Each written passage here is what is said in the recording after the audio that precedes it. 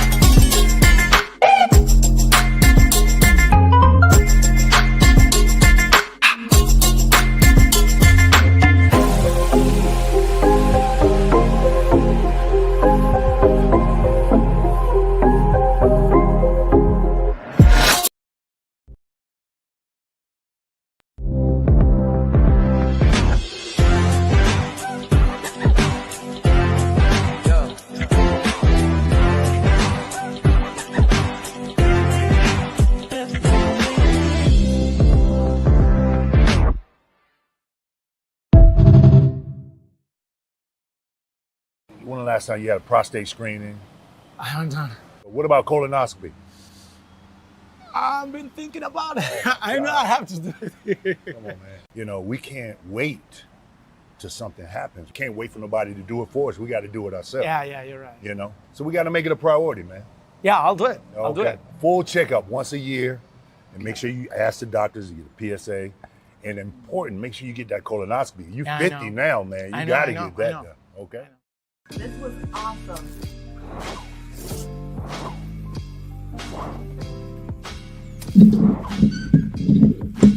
Thank you for tuning in.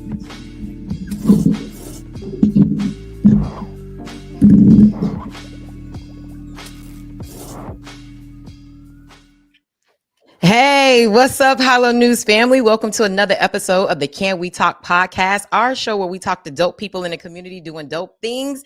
And today is no different. Yay!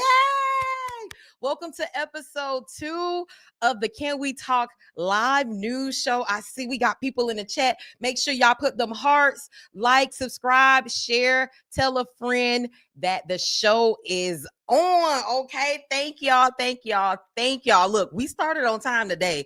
Miami traffic didn't beat me up today. Okay, y'all. I had y'all wait a little bit while I get some things together while we had to pay our bills so our advertisers could be in there. But yeah, definitely we started on time. And thank y'all. Thank y'all. Thank y'all. I see my guests are in the backstage. What's up? I'm going to be coming to you guys. So, just sit tight. We start the show off with hot news, hot topics. But before I get into that, let me know how y'all feeling. Sisters, how y'all feel? Brothers, y'all all right? Y'all know I love Erykah Badu. Y'all know I love Erykah. So any chance I get to big her up, I'm definitely going to do it. Okay. Y'all should have seen me running back. Look, and it's so cool. This is a great segue and a great connection. So I posted something that I'm finna talk about, but I saw my inspiration mentor, the person who inspired me to do this show, Quentin Latham, Funky Dineva. He commented on my post and gave me some words of encouragement. And I wanted to say, Q, Funky, this is not easy doing a live show. It took me hours to prep and get all my links and all my things together. And so kudos to you for making it look so easy. You are a OG really in this game of the YouTube space and the digital news space. And so, yeah, the way you make the show look so easy and how you be ready to go. Ooh, I was rushing, trying to get it. I was like, how does Q do this so effortlessly? And that's because you're a pro, you're an icon. You do these things. You're talented for it. We gonna get there. We gonna make it a more smooth transition. And I'm just gonna put it out there. I'm looking for a producer. I need some help. Okay. Q be doing that by himself. I don't know how he's doing that by himself. Like he's just a genius, amazing to do that. But anybody want to come be the Can We Talk news show producer, hit me at info@hollownews.com. And we could talk some things out. But yeah. Somebody told me I got the streets shaking. Okay. All I did was report the news. Okay. That's all I did. I don't know how I became enemy number 1 in Miami Gardens. I don't know why the people think I'm being messy, being me. I try to be as fair and also to be sensitive and understanding, especially when it comes to covering our Black communities. And so I made a post right before I came on, and I was like, y'all, I'm enemy number one in Miami Gardens because of 2 articles that I wrote about their explosive council meeting last night. And I had my phone was ringing off the hook last night. People reached out to me, and I was posting in real time. And I'm gonna let this one marinate. I'm gonna give y'all the real tea, because one thing you don't want to do is piss off somebody that buy ink by the barrel. Okay, ink by the barrel. I'm just gonna tell the story and let y'all know how it falls, how y'all feel about it. Hey, what's up, Miami Gardens? Now, what's up? And so we're going to do that. But before we get into all the hot topics, we have some news of the day, okay? And we also have some guests and some amazing guests who are doing some great things in the community. I love to share stories and share this platform with people to share what they have going on. So we're going to do that. So without further ado, I'm going to get into my first story. And the first story of today is press forward. So let me get my sharing the screen on and getting the things ready for y'all. What's up, Arby? What's up? Hey, y'all in the chat, make sure y'all like, y'all subscribe, give me some hearts, give me some love. That energy fuels me. So y'all give me some claps, some hearts, some good energy in the chat. Keep it going. Also too, that feeds the algorithm, especially if you're watching on YouTube. Hit that like, hit that subscribe, share it with a friend or two. Come on, can I get to, my goal is 50 viewers. I'm going to start small because I know people have 5,000, 50,000 viewers. I want 50 viewers. Can y'all help me get to that? We at 16 right now. I'm gonna be so truthful with this show. I'm gonna be so honest with this show because I want y'all to see. I want this to be a testament of what it looks like starting grassroots and starting from the bottom. Hey, Daryl, what's up? I want y'all to see how I grow this platform from what it is now to what it's going to be. And this is our platform. This is a space for us. This is a safe space for us. So I don't get there without y'all help, without my loyal followers and family and friends and people who just love High-Low News. I get there with y'all. So I want y'all to see. So if we could get me the 50 today, just send it, everybody watching, just send it to 2 people. We'll get the 50 that way. So in the meantime, in the between time, I am going to present our first story of the day under our hot news and news you can use segment. I'm not Amanda Seals. Shout out to her too. She was inspiration. She has all her segments and things like that. I don't have all of that yet. She has music, but we ain't there yet. So my first story of the day is Press Forward. And what I wanted to share with you guys about it is Press Forward is a national initiative to invest in local newsrooms like High-Low News. And we were actually part of the first cohort to get funded nationally by Press Forward. And so they're starting a local chapter here in South Florida. They have chapters around the country, but now they're starting in South Florida, and they want something from the community. They want to know what the community wants to know when it comes to local news, local media. What are your news? What type of information you want to see? What do you feel like is missing? So if you head to highlowNewsMiami.com, if you head to our social media page, the link for the survey, as you can see here, is on the screen. Do me a favor, take that survey. That helps me out a lot. Helps them out and helps me out as well as a publisher with grant making, because they know how to inform their decisions on what they're going to do. And so we have the opportunity to be possibly funded by Press Forward South Florida as well, in addition to the national chapter. If they, the people overall see fit that we get funding, y'all pray, put it on the altar, put some oil over this, pray for us to get more grants and more funding, especially since they ain't messing with me down to the city. I ain't gonna never get no money out of them, so I need these grants, right?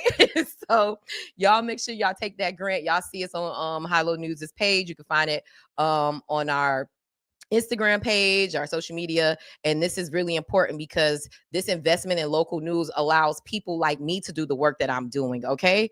And so this is why it's important. I wanted to share that information with you guys. Hey, Auntie Lori, your name out the streets. Love it though. Hey, hey, Fabiola. Hey, everybody. So our next story on the run of show is, this one is I had to I'm skipping that one, but we're going to go straight to this one. I'm holding this one for the end of the show. But this was one that I want to tap on really quick because everybody was so concerned about the term limits, but there was something else that was being shared by residents during the city council meeting, and it was about quality of life issues. And so I also posted, in addition to my story about term limits that was proposed in Miami Gardens, what residents were saying during the public comment section. And there was a recurrent theme that people were saying that they weren't liking that the city wasn't paying attention to some of the issues that they had in their community. And so the residents had a wide range of quality of life issues that were brought up, from illegal dumping, lack of noise control, questionable speeding citations issued via traffic cameras in school zones, unpermitted home additions, and campers parked illegally in residential areas. Many residents also challenged what they describe as unfair or confusing city fines and citations. They also discussed saying that it was hard to communicate with city officials or get information out because of the 4-day work week. And so it was very interesting. It was also, it was a packed house because of the term limits issue and everybody wanted to speak, but they also were bringing up these concerns as well. And so as Hilo News, I wanted to make sure that those issues came to the forefront and that was shared with our audience as well, because it was clearly an issue with Miami Gardens. And here's the other thing too, before I even saw what was happening with Miami Gardens at the city council meeting and what residents were saying, I actually saw on social media over the last 2 weeks, people saying that, hey, these illegal campers, these citations, why are we getting cited for this? But they're not citing the people for noise ordinances. And somebody even said they saw their neighbors, fixing on their car in the in their front yard. And so, yeah, the residents were fed up and they let their voice be heard. And that was, to me, definitely worth a story worth sharing with our audience. And so one resident even recounted a trouble experience involving his elderly parents who received the citation during hurricane for having hurricane shutters on their home. At the very same time, they were responding to official instructions to prepare for an impending storm. The contradiction left the family confused and frustrated amid a growing perception that city policies lack consistency and compassion. And so what happened was this old elderly couple in their 80s, their family came to the city council meeting and said, hey, you're citing us for these shutters, but you're also telling me to prepare my home for the hurricane. So make it make sense. It got to be one or the other. You feel me? And so these were valid concerns brought up by Miami Gardens residents. And so, you could check out this article on HaloNewsMiami.com. We have it posted on our social media there as well. And so this is what we're going to be doing, sharing what the community is saying, sharing what is going on, figuring out solutions, figuring out things that need to be solved, but also giving the community a chance to share what's going on with them. Hey, y'all. Oh, y'all actually sharing it. We don't jumped up to 25. Hey.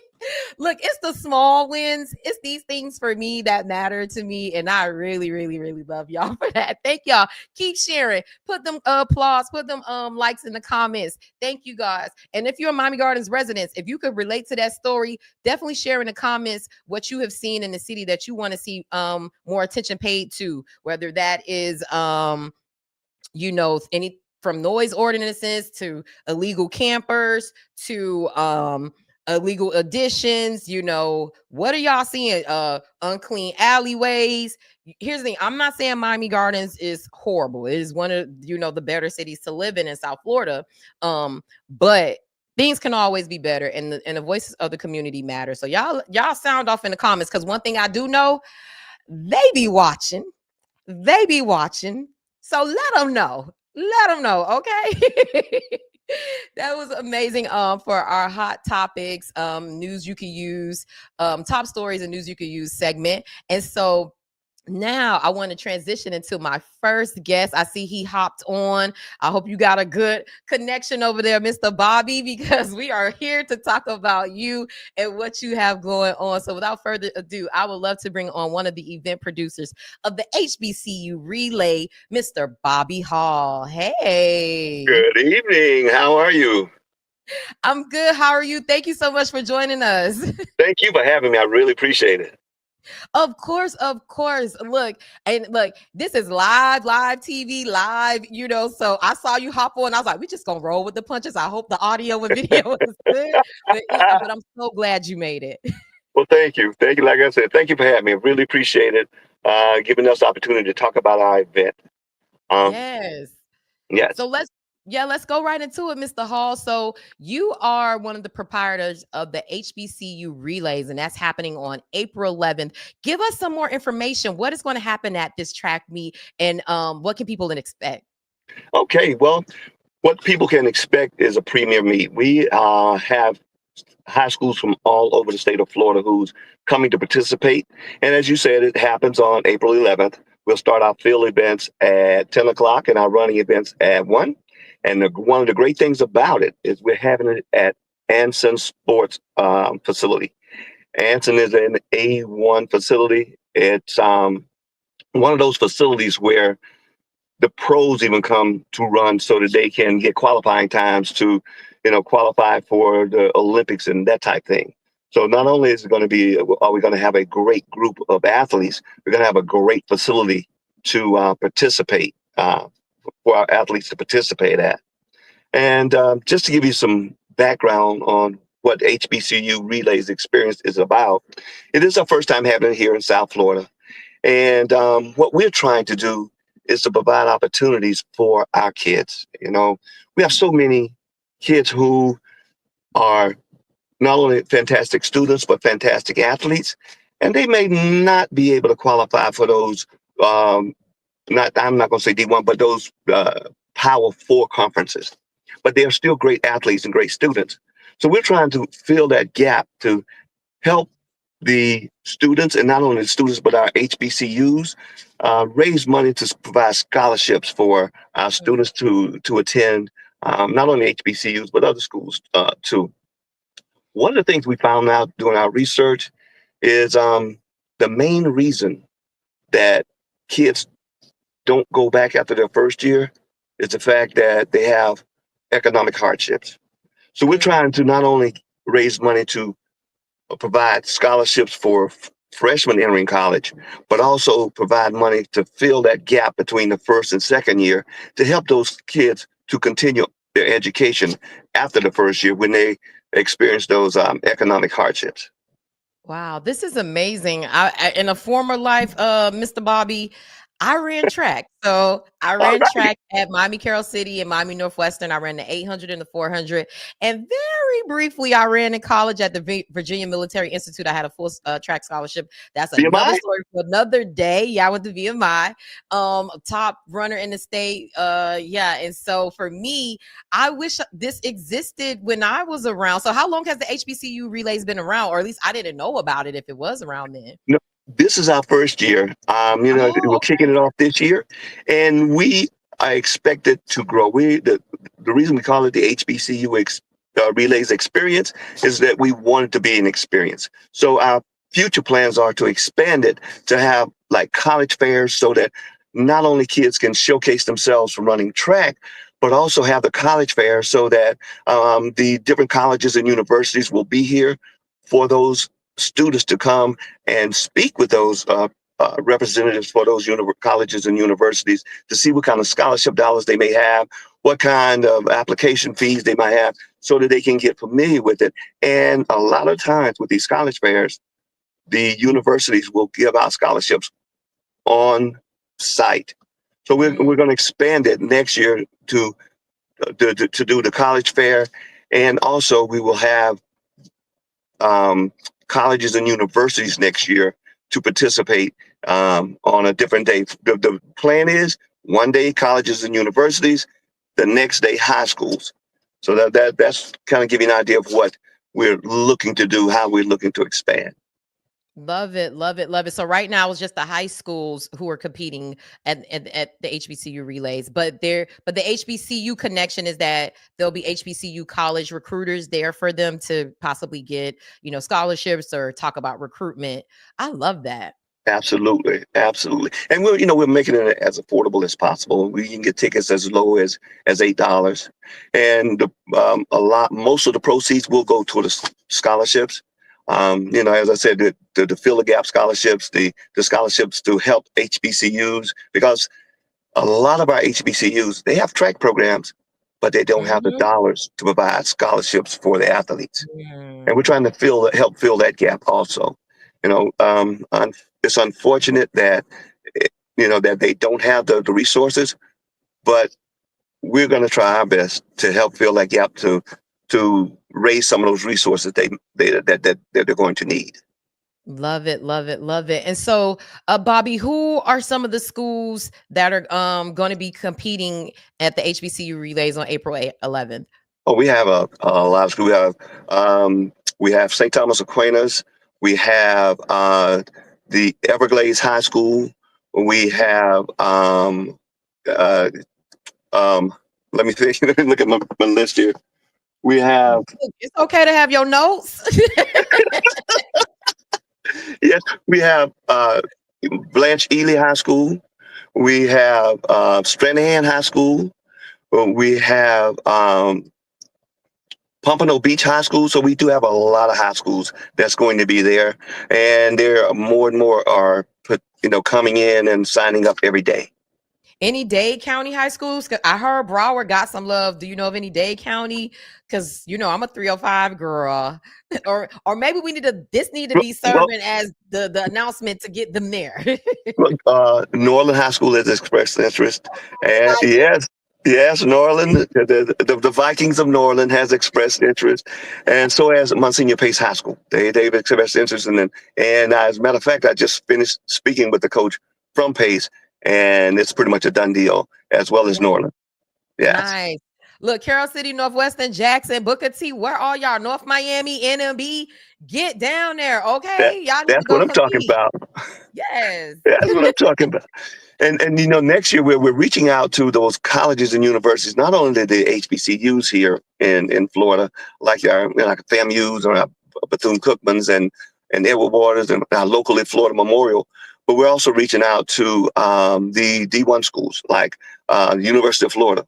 My very good friend Mike is the coach there, and I'm putting him on the spot here.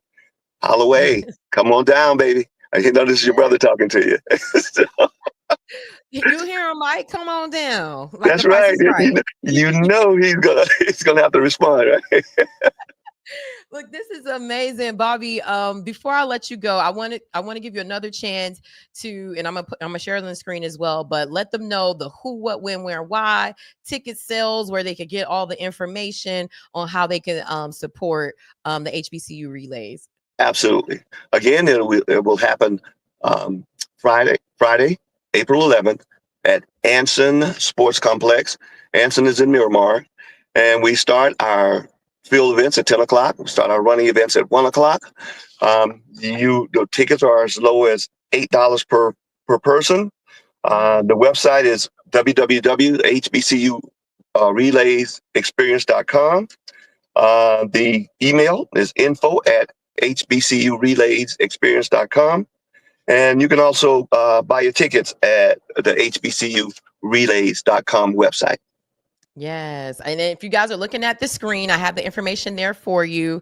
Also, too, when we post this as an article on our website, we'll have a link there too. And if you're watching this, like I watch YouTube on my TV. So if you're watching it on your TV or another screen, put your phone up, scan it, and there's a QR code to purchase tickets as well. So there's no excuse for y'all not to get y'all tickets. Y'all need to go down there, Hello News family, get your tickets, share it. Also, too, South Florida is a huge track community. So anytime we got an opportunity to, watch a great competition, and we're supporting HBCUs and schools in the urban core, this is just a no-brainer to me. This is an event we have to be at. Absolutely. And you know what? We have so much talent here in South Florida. A lot of our kids here in South Florida not only go on to run at the college level, but they go on to the pro level and run in the Olympics. We have a lot of our kids here who participate in the Olympics and come home with gold medals. So you might get a chance to see, if you come out, you're probably going to get a chance to see a young kid who will go on to the Olympics, and you can say, hey, I saw them at the HBCU relays experience. That's true. That Absolutely. is so true. You actually made a great point that there are a lot of Olympians and pro track runners out of South Florida. So you are watching the future of sports right here. Absolutely.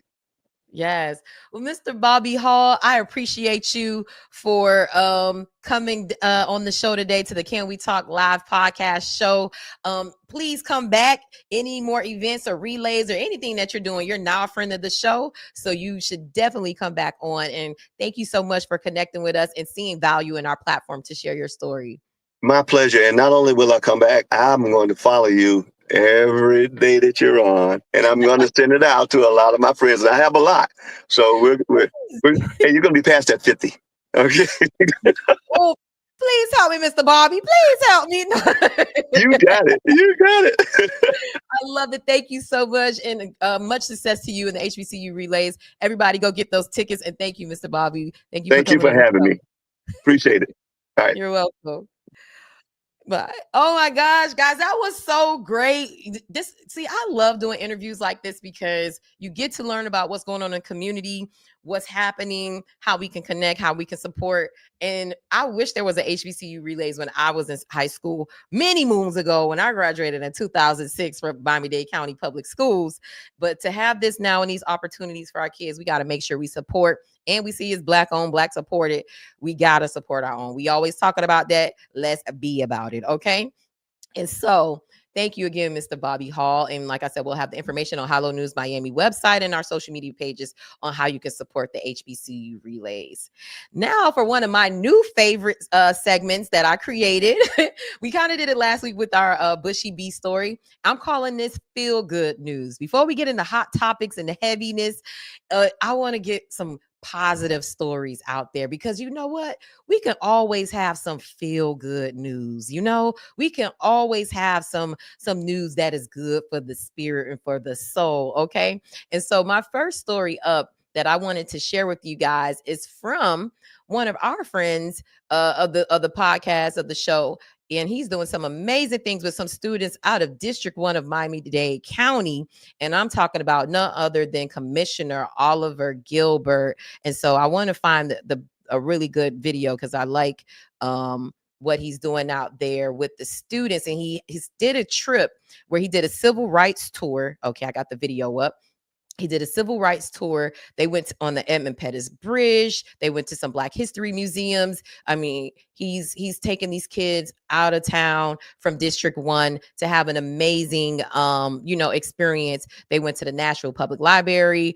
They went to, I can't remember where the Edmund Pettus Bridge is. Is that in Alabama or Mississippi? Don't judge me, y'all. He took them there, okay? And so the kids are there. He does this every year since he's been a commissioner, taking dozens of kids from Miami Gardens and other parts of District 1 to a spring break trip. It's all expense paid. You have to apply to be considered for it, but this is just really, really cool what he's been doing all these years for these students from our community. So definitely wanted to share this feel good news that you could use. Okay. And this is hey Gerald. Hey Gerald. You know, we have a love-hate relationship, Mr. Gerald, but I always appreciate you for supporting and rocking with Hello News. Miss Holly, your class that you called to serve Mr. Hall so many times. The world needs more Janaes. Okay, we back cool, Gerald. Okay. I appreciate that. But yes, definitely. This is news you can use. And I wanted to show this really cute video of the students. They're in playing a piano in one of the places, and it's like so Miami.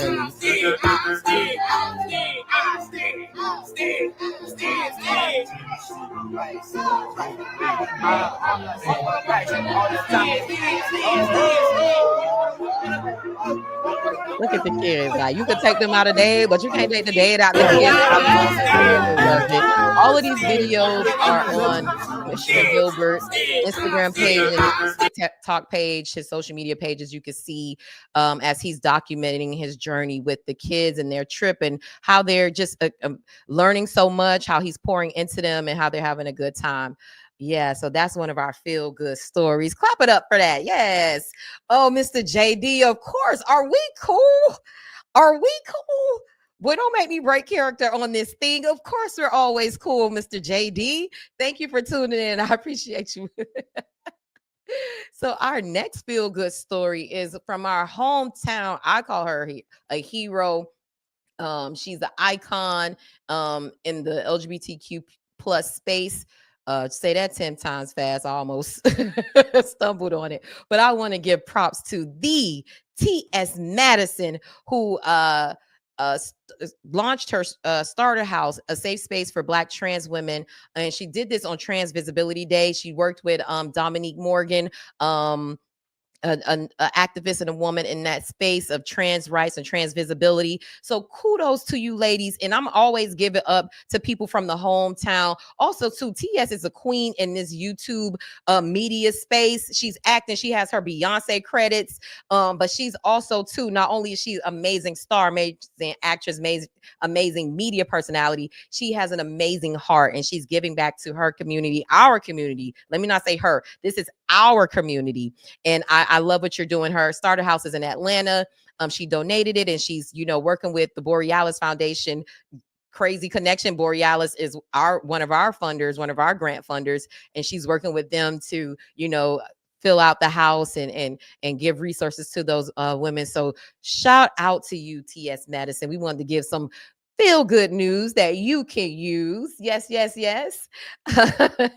And our last feel good story that I wanted to share, and just wanted to give a shout out. I think the event just started, but I wanted to give a shout out to the Glitz and Girls Power awards that are happening right now.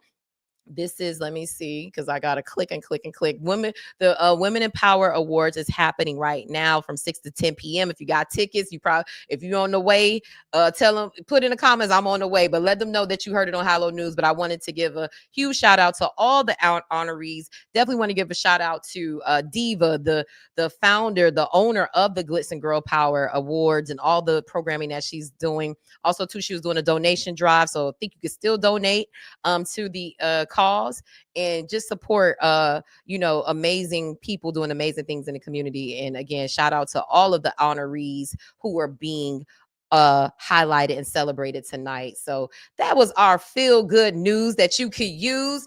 I'm gonna gear up for our next guest before we get into our hot topics about the Miami Gardens third term. And you know what I'm gonna be talking about?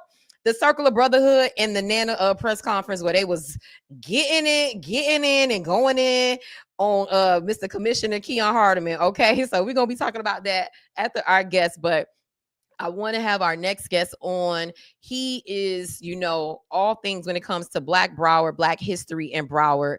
He's been doing his thing over there, and so I'm gonna give him a few seconds to pop on the screen.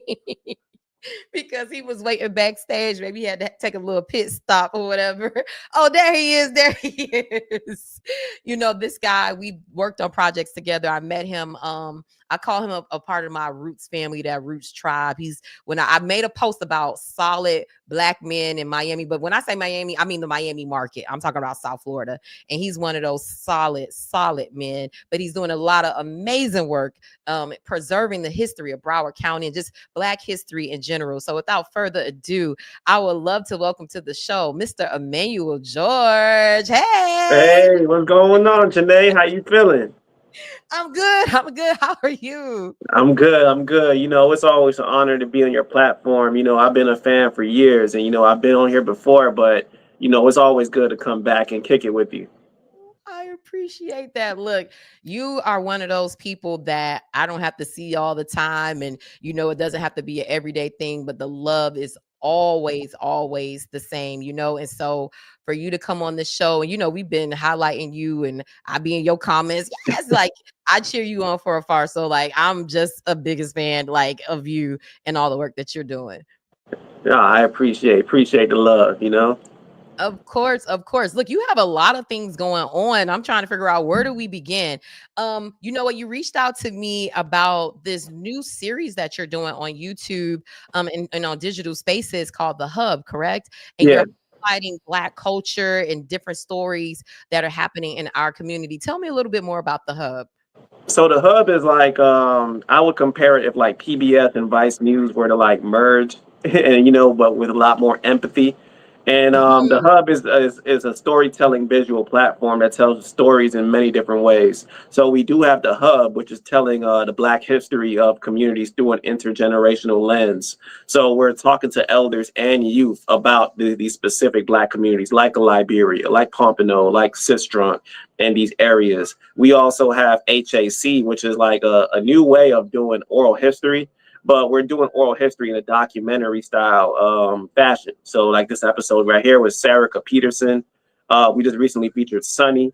We also have the Motor Club, which is probably our most popular one, which is how we're highlighting the car culture, the old schools, the G bodies, the donks, those, like we look at the aesthetics of these cars and the paint job and the sound system and how it looks, but we don't really get to talk about the people behind these cars. And there's a big mental health around these old schools that we don't really be talking about, and it's a lot of these men who were investing in these cars.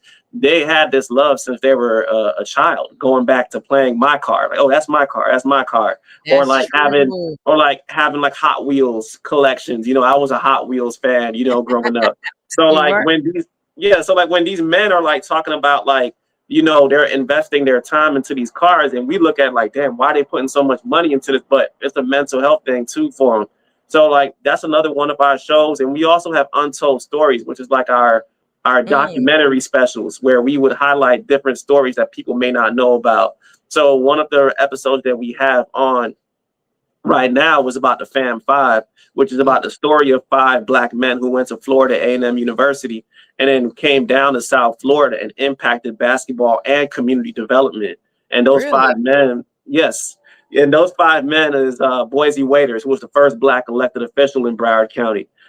Coach Herman Pittman, who was Dillard's High School's early basketball coach. Sam Hearns, who was over at Blanche Ely. Coach Washington, who was over at Addicts. And then you also had Sam Marshall, who was over at West Palm Beach at Roosevelt. So you're looking at these historically Black high schools that were all in competition with each other, but there was also an ecosystem. We also have a documentary coming up on the Boyd Anderson race riots of 1974.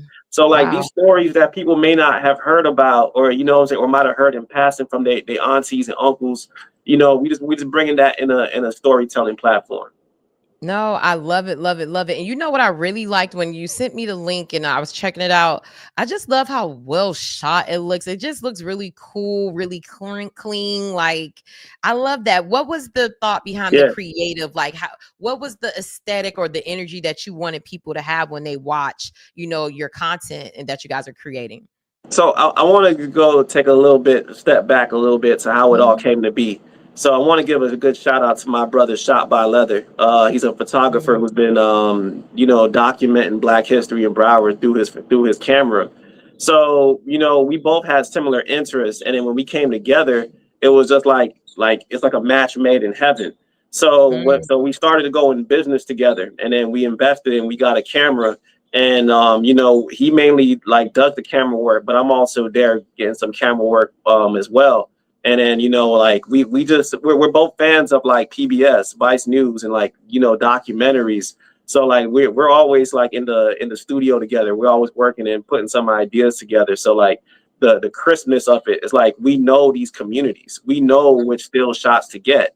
We know if we own Sistrunk, this building is important to capture because it's a historic building. Many people may look at the aesthetic of it, but we're like telling stories in so many different ways. So that's how it came to be. I mean, it's a team effort. Myself, Shot by Leather, Chef Sam from the Rabbit Hole, and we're a trio, and like we're just putting these stories out together. Love it, love it, love it. And so, Emmanuel, I know you from like the history side of things. Like, how did you make I guess that transition from the way you were preserving history to doing this, or is this all like a part of that plan to preserve the histories of Broward County? Yeah, I mean, it's this is all in line of it, because like we got to like show other ways how like preserving history is cool, because right now it's still like something that's like even though I've been saying this for years now, but like it's something that's starting to really come into fruition, and people are already starting to take more heed to it, especially with what's going on in the political landscape. So we just want to show, like, there's cool ways to document history. Yeah, you could do it from a teaching perspective, but you could do it through a photography perspective, through a documentary style, through flashcards, through coloring books. There's so many ways, we can highlight and make sure our stories are told. So like, through a lens is like one of the main ways that we do it, and through telling these stories through documentaries, because that's everyone's on YouTube, so we just want to put this in a way that's accessible. I love it, love it, love it. And you actually gave me a great layup to the next question, because you made front page news above the fold on Miami Herald for your Black History playing cards. Tell us all about that and how that came to be. I want to give a shout out to Miss Habersham. Hopefully I pronounced her name right, but she's a journalist with the Miami Herald. But she reached out to me. She followed the page Black Broward, and then we were talking about things coming up for Black History Month, and I mentioned that I have these flashcards coming out, and then she reached out to the folks in the Miami Herald, and they were like, "Yeah, let's do it." So when we did the interview, I was thinking this probably going to be on like the 3rd or 4th page or something like that. It's going to be somewhere on there. But then I want to give a shout out to Tamara James, former mayor of Dania Beach. She hit me up and was like, you made the front page of the Herald. I'm like, wait, what?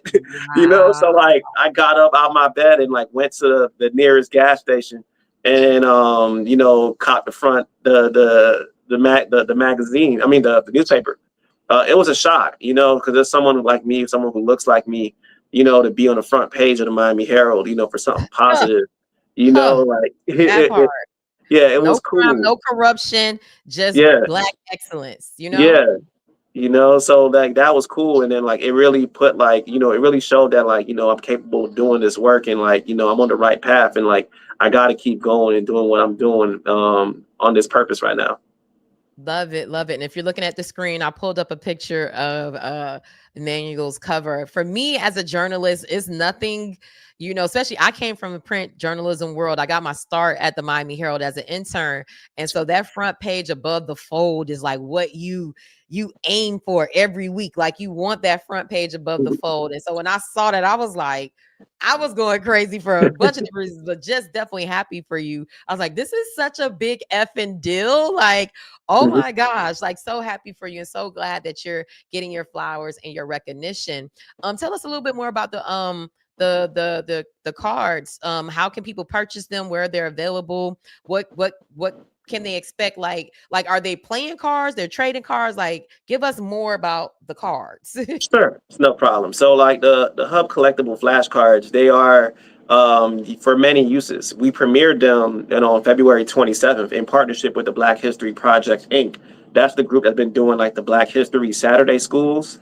So we worked together, and then we did like a family dinner and game night. So we had like a bingo night, and you had folks that was in their 70s and 80s in the same room with folks that were in their 20s and 30s, and they were learning their local Black history through the game night. So it could be used for like a game night. It could be used for like trivia night, like a knowledge bowl. It could be used for just those who want to collect history and want to collect these flashcards. They're also number graded, so you would have like on the bottom right of these cards, it would be like 2 out of 300, 3 out of 300, 10 out of 300. So like for those who like to collect cards, the number grade shows like this is the 3rd or the 5th or this 10th one that was printed. So for those who like to collect over time, it's going to add value. They also have 3 source citations on these sets so that you get to know where this information came from, and you could even then to look into more researching of your history.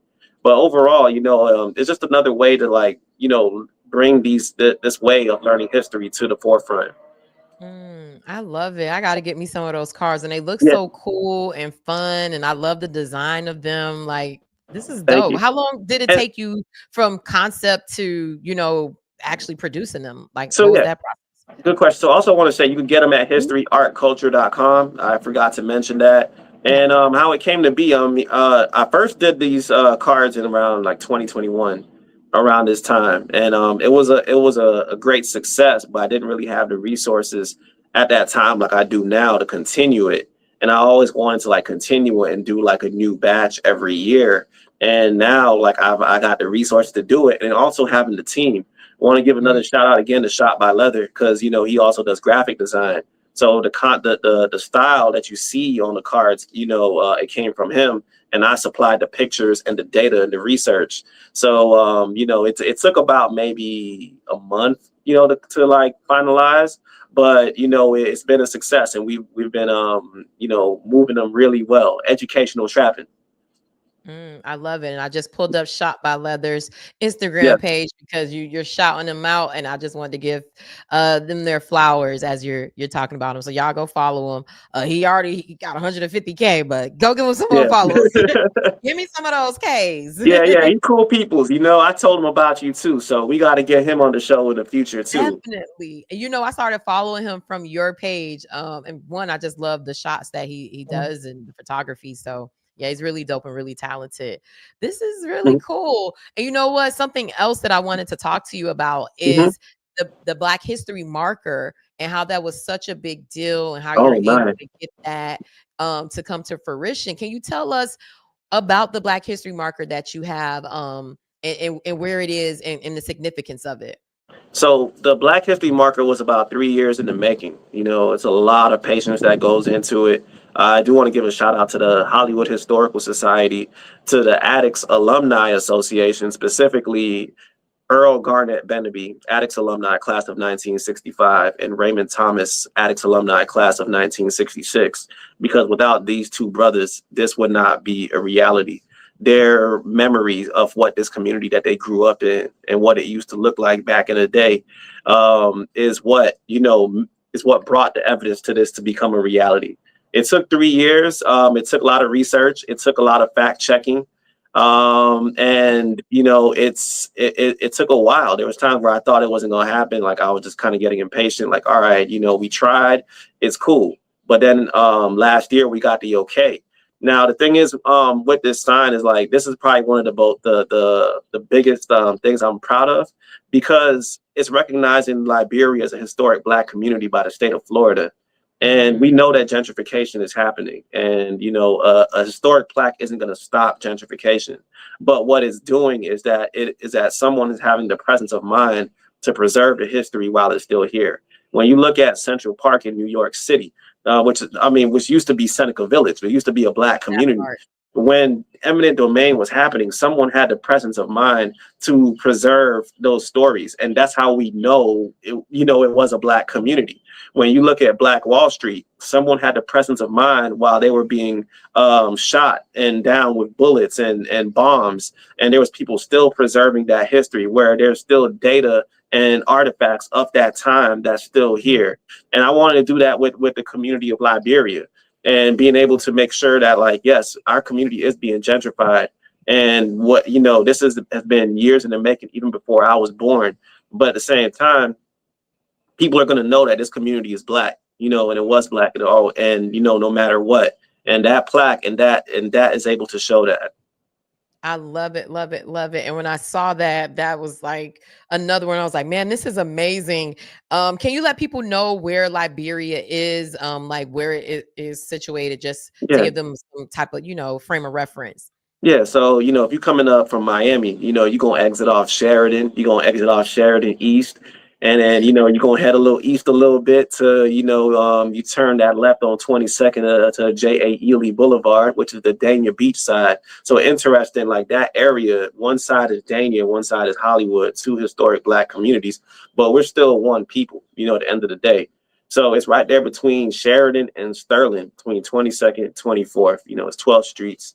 And there's a lot of history over here. You know, Addicts Middle School was a historically Black high school. You had the likes of James Brown, Sam Cooke, so many different prominent people who used to come through this community and perform at the Paradise Club, would go to speak to the students at Addicts. I found a video of Eartha Kitt when she was at Addicts in 1963, when she was raising funds for that pool that's still there outside.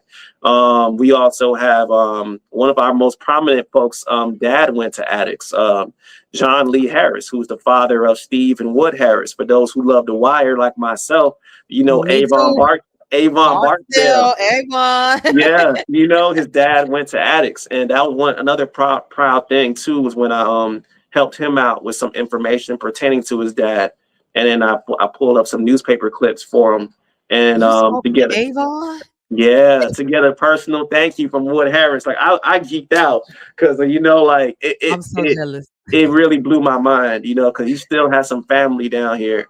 And then, you know, they connected me to him because he was trying to find some information about his dad.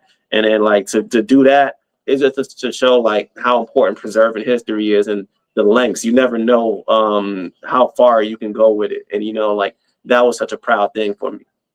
I love that. And I love, you know, me following you. I know these stories, but just to hear that and hear the details from you, you know, like that's amazing. You connected with Avon Barksdale. I know Will Harris, but he's just a OG and a amazing actor. I feel like he don't get all his things, and to find out like that talent is connected to South Florida, and you help him, you know, connect some of his family history. Like you're a superstar. You're a rock star. Hey, I just be doing my thing, you know. Like I just stay consistent, and you know, it just takes me where it needs to take me. I'm thankful, you know, for being able to see so many parts of the world just off of my drive for preserving Broward Black history. It's taken me to so many places that, you know, I never would have imagined.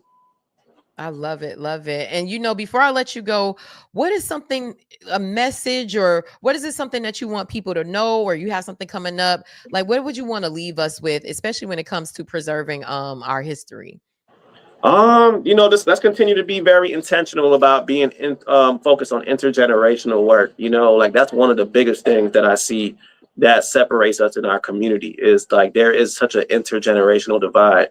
You know, the elders and the youth, you know, our generation and the baby boomers, like we really need to solve that issue with gentrification that's happening. A lot of these elders, they have access to properties and land, and then we have the vision and the foresight. So we need to come together, and we could use those skills to be able to, you know, bring some change. In terms of things to look forward to, you know, continue to watch our videos. You know, we dropping videos every week. You know, we got the Motor Club season finale coming up. And then also we're taking this work national. You know, yeah, we're telling our stories down here in Broward County in South Florida, but we're also going to Jacksonville. We're going to Detroit, you know, and then we're going to these areas and working with like-minded people to continue telling these stories. You know, like I'm starting to see that like my work is starting to become more than just Broward. And, you know, I'm definitely excited about working with other like-minded Black preservationists across the United States. Love that. Come on, God and the universe expanded your territory. I love it. And you deserve to be in these spaces. And I'm pretty sure there's so many best practices you can share with people around the country. Please keep us posted. Even if it's stuff that's happening outside of the market, let us know how we can support, how we can amplify what you're doing. Because to me, it's an ecosystem of how we work together and help each other. And I want to make sure that Hilo News is a part of that. I see you got some love in the comments, Edwin Shepherd. You proud of you. I saw your boy Edwin earlier shouting you out. IJ Rogers TV. Okay, yeah, that's the homie. You know, that's a young, talented brother to look out for. Yes, tell them to connect with me. Look, our platform, this platform is not mine. This is ours for people to share their stories. So let them know. Tell them to hit me up. Okay, for sure. You know, yeah, we definitely got some plans in motion. You know, there's a lot of things coming up. You know, so I'm definitely looking forward to being back and to, you know, continue building with you. You know, there's a lot of things we could do. Maybe even featuring you on a HHC episode. You know what I'm saying? So. Yeah, we can work on something. I'm ready yet. I don't feel like I got enough history in me yet. we about to start working on season 3. You know, we getting our slots. So, you know, I mean, you know, you let us know. You know, if you want to wait till season 4, we could do that. You know, we on your time. Yo, okay, we could do that. We could talk offline to make sure, because we've been trying to do projects together. I feel like one of these days something's gonna click and it's gonna work for us. But Emmanuel, before I let you go, let people know how they could connect with you, follow you. You know, the YouTube page. You know, the history cards. Let's give them all the things so they could know how to connect with you. So if you want to connect with me, my Instagram is Black Broward, BLACK BROWARD. The YouTube channel is at the Hub 954, THEHUB 954. Once again, we got something for everybody. We got something for the history lovers, those who like culture, those who love cars. We got something for everybody. Also our website, historyartculture.com. You can get to learn more about us and see what we're doing as we're continuing this journey. I'm easy to get a hold of. Yeah, look, I see somebody, Carl Bay, said they have a new multimedia mixed use venue. We will host your event. I don't know if you know them, but let's figure out how to connect y'all. We can figure some things out. Right now we big behind the camera, so we getting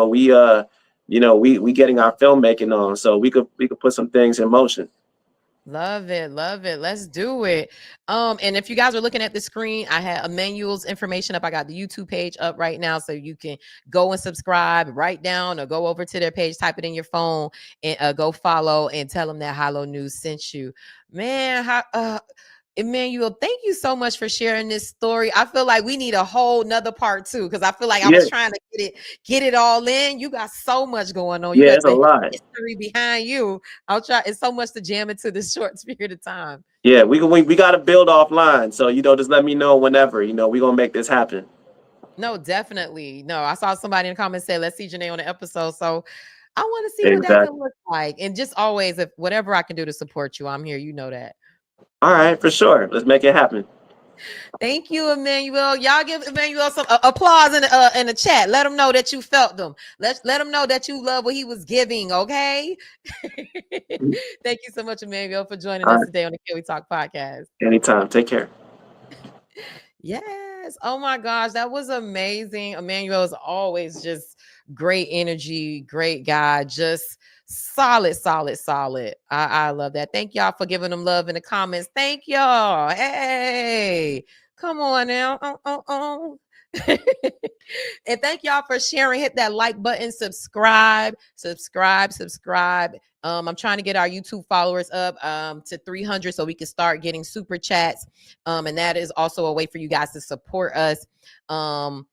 And be able to help amplify what Hilo News is doing, help us build our team, help us become more sustainable. So guys, share with people, share with a friend, telling them like, subscribe, get us to 300 so we can start getting super chats and getting the donations in. Want to give a shout out. Oh, thank you, Tammy. Shout out to my best friend, Julius, in the chat, who texted me and said that my wig like Beyonce wig with the bangs. He really read me during the show. I said, oh, now I'm self-conscious, but I'm like, I'm trying to put my hat down.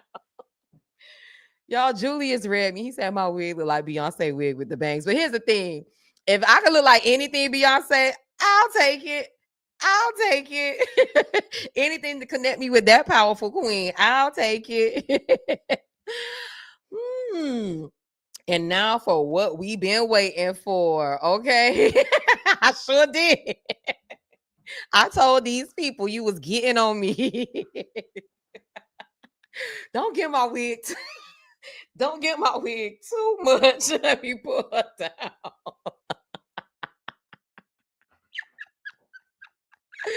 Oh, goodness gracious. Look. It was more important for me to get here on time than to get here looking fine. Okay. So it's going to be either one or the other. Okay. Y'all can't get it all. But now let's get into what we came here for. Okay. And it's the hot topics of the day. Hot topics. Ooh, hot topics. Look at me. Should we make that a thing? Y'all, so the hot topics of today are Miami Gardens' third term, that proposal or resolution that went out there. First of all, I was going to say, y'all still going in on my bangs? Yes, we are here for the hot topics. Amber Thomas, so you know why we are here. Whew. Okay.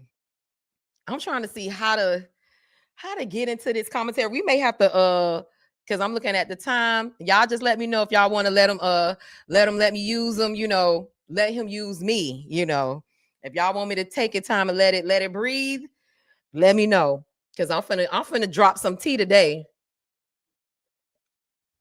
I got my gold cup. Yeah, we need a theme song. Just speak. Let them use me. Let them use me, Fabiola. Oh, hey, oh. I need y'all to get some more people in the chat for me. Share it, like it, share it, like it, share it. Okay. So let's start. Where y'all want me to start? With Miami Gardens or Liberty City? Where y'all want me to start?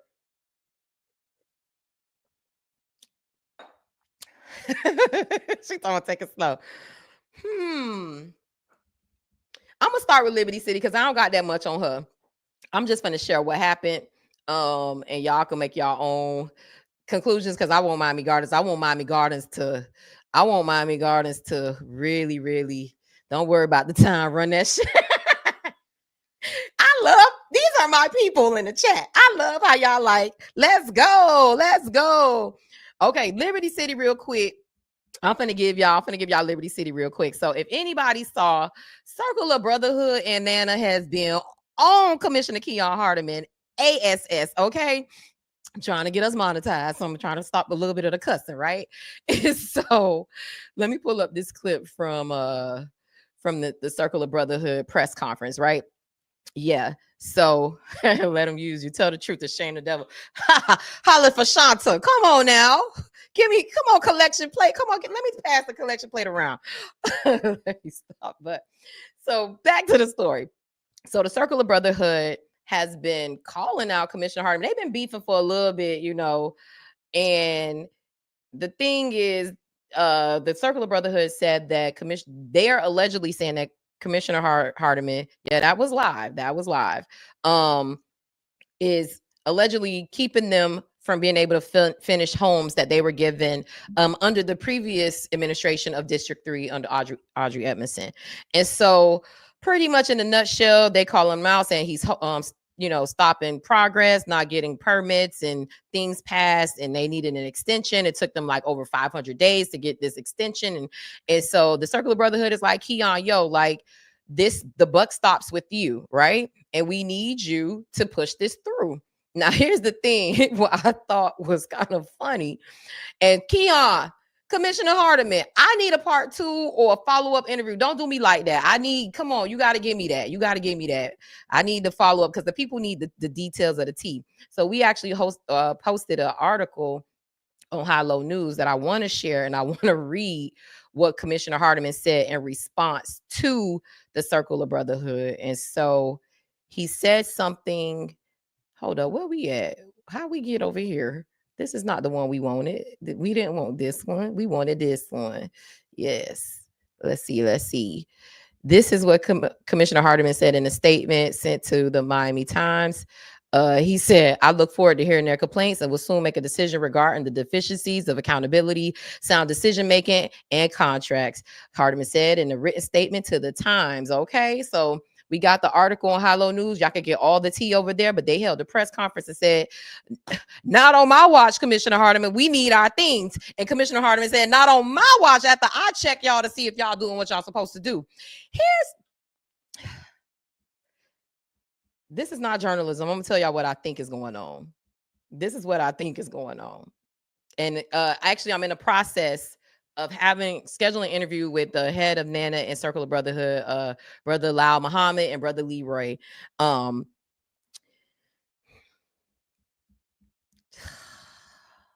gotta say this in a way, because I know the TT, but some things I have to keep. I think that the Circle of Brotherhood was used to doing business with the previous commissioners in a certain way. And I think that Commissioner Hardemon is not, the one to do business with in that way. And so I think they had a familiar relationship, and in a sense of like, he was cool. The Circle of Brotherhood definitely has a tight relationship with Commissioner Audrey Edmondson, who was former commissioner of District 3. They even helped her campaign in this previous election where Keon actually beat her. So I think some of the friction started coming with that, right? And so they're supporting his opposition. I don't think he's done anything. Here's the thing. They're alleging that he's done things in retaliation. However, there is actual fact that there was a situation that Commissioner Hardemon could have been petty and nasty with. And yep, that happened at the commission meeting. The Hardemon said they threatened him. And so he actually didn't. He actually didn't. Okay. And so he could have been real petty. If it was me and how they was coming, I wouldn't have did what he did. So I do feel like, although people feel like Commissioner Hardemon may not be the friendliest, maybe he could be a little, blunt in his responses, I do know for a fact that he does try to work with people in his community, right? He does try to do the right thing or talk with people or hear him out. However, Mr. Hardemon is definitely from the city and he's not no P, okay? So you ain't finna run up on him and tell him and try to little boy him. He's not going to respond nice to that. And I do feel like there's a level of that happened with the Circle of Brotherhood. I know y'all ain't gonna like me saying this, the brotherhood, because I love y'all. I'm sisterhood or whatever y'all want to call it. I feel like just hearing both sides of it, I feel like there's a level of that happening.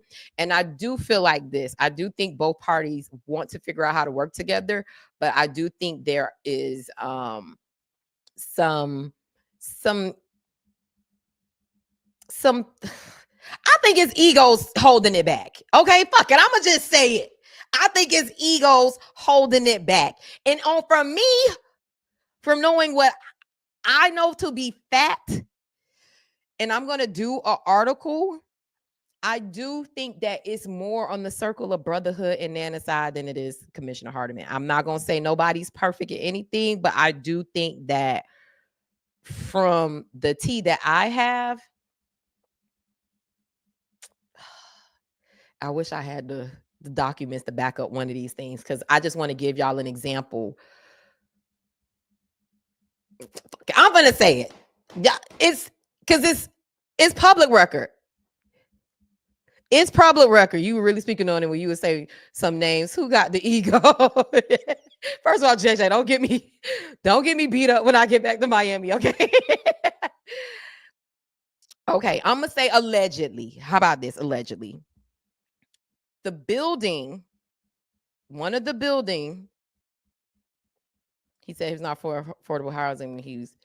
I wouldn't say he said he wasn't for affordable housing. I don't know. Y'all got to give me some facts on that, because I've never heard him say, he's not for affordable housing. I know he said that he said that I do remember he shared a story when we did our interview. He said that when he was looking for a home in Liberty City as a college educated lawyer making a certain amount of income, that a lot of the housing and things were tailored to lower income or affordable housing. So if you're somebody who makes six figures and you want to live in Liberty City, he's saying there's more opportunity for low income or affordable housing versus market rate housing.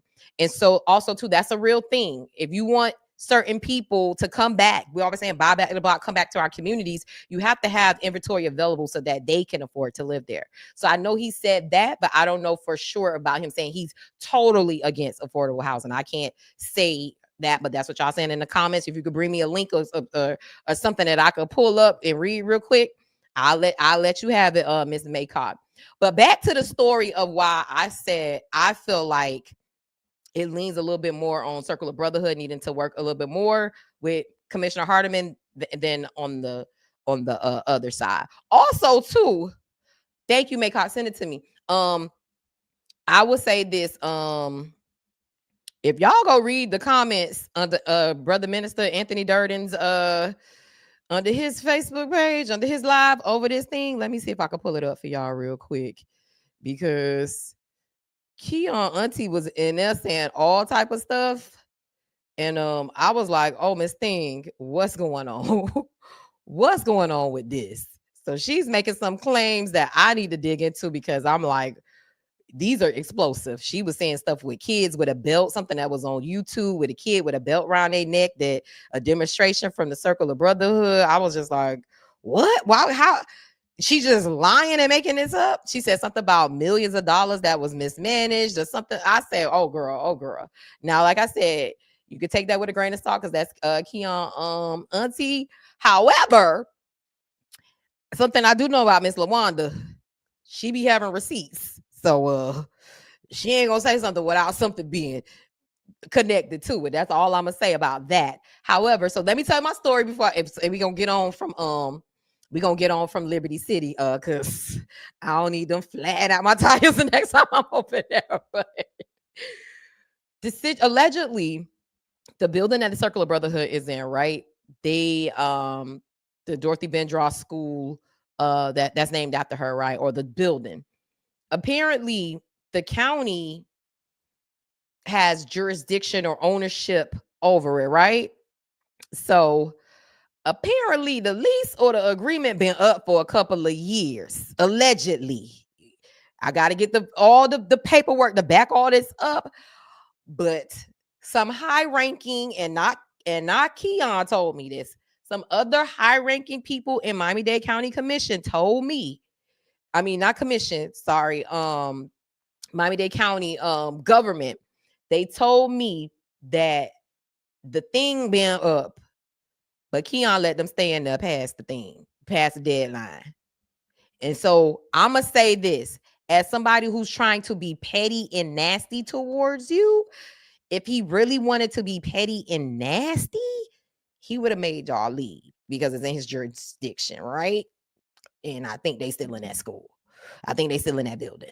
So that's just one of the examples of things that I know behind the scenes that I feel like that story, that side of it hasn't been told by either side of it, but I know that's a thing, okay? And when I get the exact paperwork and all that stuff, I'm going to show y'all.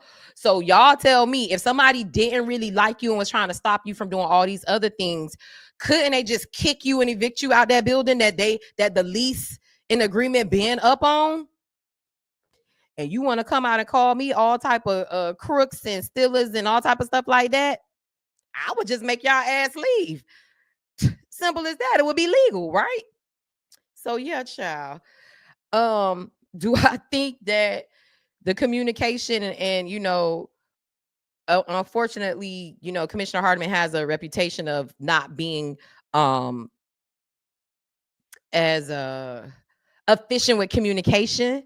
However, have you I just need proof that if you can reach him, could you reach anybody in his office? That's what I need to know. That's what I need to know, right? That's what I need to know. Look, no, that's a Dade County public school building, not county. That's not incorrect. I know it's a Dade County school, but the county has ownership of it. And I've heard that from multiple people, that the county was given ownership of that building or control over the lease of how that works. That's why I say, see, this is why I'll be trying to get y'all. And here's the thing, brother Faisal. Sorry if I messed your name up. Send me the paperwork that shows that that's that the county has no involvement with that building. Show me that the county has. I'm talking about Miami-Dade County, not Miami-Dade County Public Schools. Show me that they have no involvement with that building. Because from what I know for a fact, I may not be having all the things together, but I'm going to come back with my facts. I'm going to come back with my receipts. This is why I don't like to tell certain things without the paperwork. But I was just trying to give y'all an example of a way that I felt like that to show that Keon is not being as petty as he's being painted out to be. And because he's such a low-key guy in that regard, he just kind of like, whatever, I'm going to keep my head down and do the work. Like, I'm going to do what I need to do. But I do feel like some type of communication needs to be had between his office and the Circle of Brotherhood to figure out what's next, what happens with the lots, what happens with what they're going to do over there, because we need affordable housing. We need housing built. And the Circle of Brotherhood and NANA has, I think it's NANA is over the development part, but they started this process. And so it's a holdup. And so it's like, what's next? Like, it just can't stay in limbo, right? And the conversation needs to be had. And also too, you know, their constituents, they live in the district or they're working in the district. they're warranted a conversation. I feel like, like just ignoring somebody and not ever communicating back with them, that's not cool. But I think these guys have come to a consensus and harmony before. I think they could do it again. I just think that you got to be a little delicate when you asking somebody for something. I don't know if calling them out their name gonna get you what you want or whatever, but that's on both sides. So y'all got to figure that out. But let me get out of the city business for they come drag the rest of this wig off my head, okay? And I promise y'all, I'm gonna come back with my paperwork. When I tell you, I bet you somebody who watching this gonna send me the exact documents to prove all of what I just said. Because I'm not saying this if it's not true. I may not have all the pieces and everything together, but like I said, there is a connection with the county and that building, and that grace was given to the Circle of Brotherhood. So you can't neglect that. Yep, drag it right off my head. Y'all know how they get down there. But the thing we came here for, let's talk about Miami Gardens. Let's talk about Miami Gardens, right? They may not like it, but Keon is doing his job. Projects are projected 10 years in advance. Yeah, building are donated to organizations. Thank you for somebody giving me some backup, because I know what I'm saying. Okay. Not too much on the city now. I ain't gonna give you too much. Tiffany, are you really from the city? Do you count? You don't even count to me. Okay. You so bugetto. You don't even give a city. I'm about to get canceled before. Not saying that you can't be, there's all shapes and sizes of Black people in the community and throughout. We're not a monolith, and all different type of people come from all different walks of life. Let me just say that. I am making jokes and I've been drinking wine. So I am not trying to get dragged like I told y'all. So there's two places I can't go now. I can't go to the Miami Gardens City Hall of Jazz in the Gardens, and I can't go to the Bulls Picnic no more talking all this shit. So what we came here for is the Miami Gardens third term fiasco that has started all of this stuff. And somehow I got dragged into it 2,000 million miles away. But for those of y'all under a rock, I'm finna share a little clip just to give y'all a little bit of tee on what's going on. Okay. So let me play this video that we posted earlier today, this morning. Hold up, let me see. Okay, can y'all hear it? Can y'all see it? Hold on. Let me share the screen. Are y'all with me still? Are we talking about the gardens? Matter of fact, who wanna? Should we take a Carla? Should we do like radio? Should we do like Dr. Ruth and let the people call in and say what they want to say? You're right, Tanisha. Messy terms happens every time. Okay, so let me play this video for y'all, okay? So y'all can get a little bit of what's going on with it. I appreciate your passion. Y'all can hear it about what you believe in, and your staying power to come out and to really make your voices heard. But I want to also say something to you directly. Just as your voices are important, so are the ones that are not here. There are many residents, as I've spoken to you, Karen, that you say they are unable to come to these meetings. And so what? No, we're not gonna have no outbursts. No. See, that's what I'm talking about.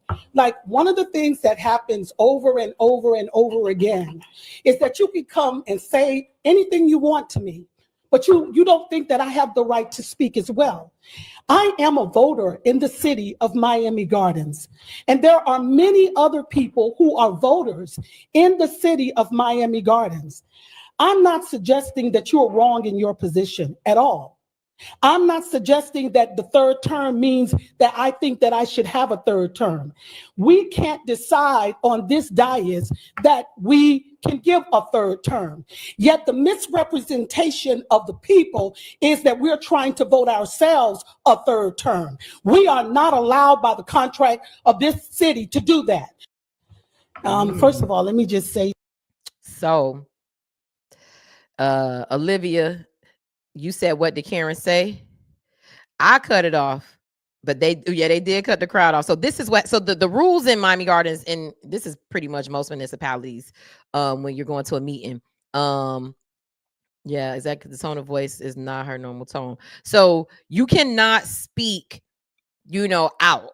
You can't clap your hands. You can't make it's, they're keeping decorum. They're keeping order, right? Because it could get a little unruly, especially things, don't do us too. Don't do us, Tiffany. We not even finna take that moniker. Don't call us that. But yeah, so yeah, it was getting heated. Okay, so y'all in the car. Y'all, they watching, so say what y'all want to say. Say it, okay? At this point, I'm so canceled over there, it don't even matter, okay? Say it, and I'm gonna run it. So, yeah. So when you're in Miami Gardens, I was just gonna say this. Okay, so let me break this down. So when you're in the meeting, you can't address them directly. They can't address. I guess they can address you directly, right? But I don't think you're supposed to. And so, what happened? What you're seeing in that is you hear Councilwoman Katrina Wilson calling out Karen. She wasn't saying like a Karen, like, a white lady. The lady name is Karen Hunter Jackson. And so she said Karen. And so what you hear in response is what I was told is that Karen says, how are you calling me out by my name? And I can't call you out by your name. We were, being respectful, something to that effect. And that's when you hear Vice Mayor Robert Stevens and Katrina saying, oh, no, you can't speak out, right? And you could go, the whole exchange goes left from there, right? It just gets worse and worse. What I will say is I'll give Councilwoman Katrina Wilson this. There has been months of air quotes bullying, just people digging at her, hitting at her, right? And so to me, it came to a boil. It came to a point where it was just like, I'm sick of y'all. I'm going to say something. I'm going to defend myself. And I would say this, the regular person in me, I give you props on that. Because sometimes you just be like, you just want to tell somebody, well, we ain't monetized yet. Can I speak freely, y'all? Can I just say what it is? Sometimes you just want to tell a bitch, get up off me. Shut up. Girl, go. Yeah, I said it. It's so... Katrina said in the thing, yeah, big girl, call God, get on your knees and pray. I said, oh, Katrina is from Carroll City for real. She had them comebacks coming back. Okay. She was, I said, I was like this. I said, what am I watching? What am I? Here's the thing. Miami Garden City Council meetings have such a reputation in a culture of just being just the place of prim, we're together, side par under, where we, going to speak well, we're going to do the things, we're going to talk, we're not going to go back and forth, we're not going to shade, we're going to handle our business. We may not like each other outside of here, but I'm going to respect you on this dais. I'm not going to do too much, and I'm going to give you too much. It's always been that that prim and proper. They don't give, they have never given. Shirley Gibson, no. Mayor Oliver Gilbert, no. The first part of Rodney Harris, no. Like this, you don't do or say things like that on the dais. So I was just like, it just snatched. You're right, Julius. That's why my wig and my bangs look like this, because they snatched my bangs up. Okay, because I was just, I was like, what's going on? Whew, huh. So yeah. So Katrina, she felt like, yo, I gotta defend myself. At the end of the day, I'm a woman, I'm from here, and you're not gonna keep disrespecting me. You're not gonna keep, allegedly lying on me, right? Yep. And so on one hand, the Carol City in me, I get it. The Carol City in me, yeah. Wait, hold up. Miami Carter's be on some, it seems ego everywhere. Who? Mm-hmm.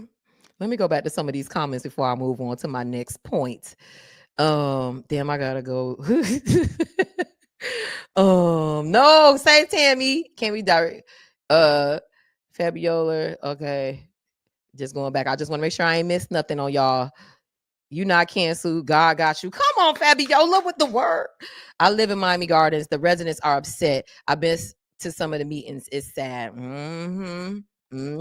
Unfortunate thing, this ain't the first meeting where things have gotten a little rambunctious, but for the most part, that's not what it is. I love Katrina, so she taught me a lot. I hear her point, but the way she went about it could have been a lot different. I agree. Speak Jay. Okay. Okay, Miami Gardens. Now I see, the residents were not digging at her. They were responsible, and they have been stating at every meeting they don't want a third term. Gotcha. Okay. I'm not talking about at the meetings though, Miami Gardens. Now I think there's also some stuff maybe happening offline from my understanding of the situation. But let me know, because I know you media. Let me know what you know, what you seen, because I know you be at the meetings. Arby, that's my next point. And so even though Gardens is profitable, but there are tricks. Okay, Tanisha, y'all saying what y'all saying. That you said the main people are tricksters. Okay, there are some residents in there that was very ugly towards her, and I do understand where it was coming from. See, I know I'm not alone in that. I'm not meant to live alone in this. Okay. The councilwoman was out of line. She called out Miss Jackson. Okay, you feel that way? I beg to differ. Council meetings have been very nasty at times. This is not the first time. No. Miami Gardens. Now, I said under certain administrations, under certain cohorts, it don't be this. It ain't never been this. And maybe some things maybe happened before they started recording it. However, I don't see Queen Shirley. I don't see Big OG letting that even get to that. I under them two, I almost put some money on. I don't think that what happened last night would have happened with them as the mayor. Sorry, I don't even buy it. I don't even think that would ever happen. But yes. Ooh, y'all feel like the Miami Gardens people got egos? Put ego in the chat if you feel like it. Since I'm canceled, since I'm negative, since I'm not factual, I'm gonna let the people talk. People be feeling like they need a place to talk. It's sure that Councilwoman Katrina doesn't understand that the item died in the committee. So okay, you're right. It died in committee. So here's the thing, and I agree to a lot of y'all points, and the fact that even though as a person, as a woman, as a grown ass human being, I don't want people coming at me and you want to defend and stand up for yourself. And so the part of me that feels that way, right? Like that understands that part of being a human being, because there's still human beings, regardless of how you feel about egos or whatever the case may be. They're still human beings, right? So let's keep that in mind. But I do feel like that as an elected official, there's a certain level of decorum. There's a certain level of respect that you want to, and air that you want to keep as the elected official, as the person appointed to lead your community, right? And so there's that, right? And I wish Katrina would have held it together, right? And Woo Child, what you're saying is true. And so that's the thing. So I'm like, what are you asking, Tiffany? Let me know in the chat. But so I wish she would have been able to hold it together. Also, too, it's something about giving somebody your face, because clearly there's something going on between her and Karen Hunter Jackson, and the fact that you let her kind of shake you and adjust and tilt your crown. I'm like, Katrina, no. Also, too, Can I say something? And I know the Karen Hunter people in the thing thinking, because here's the I ain't on nobody's side. I'm on Janae's side. The people in Karen Hunter's side ain't gonna like me saying this, but I'm finna say it. I can promise you this. If I got elected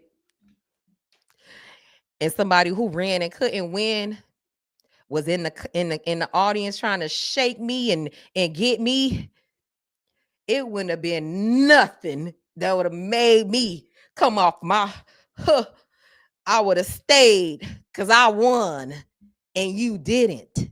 Okay. Regardless of what you feel and what you think, I'm hearing you're not. So I may not like what you're saying. I may have to make my lips tight. I may have to talk like my friend who I like on the Instagram and make my lips tight. I may have to hold that shit together, but you would have never let me come off my step to you because I won. Baby, I won and you did not. Okay? I won. Okay? So there's nothing you can say to me because I won, right? I won. Put a I won in the chat, y'all.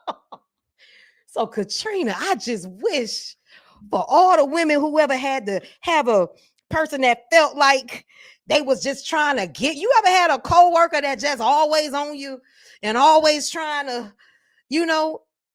and then you get the promotion and then you like, oh yeah, Takesha, you ain't finna make me lose my promotion, baby.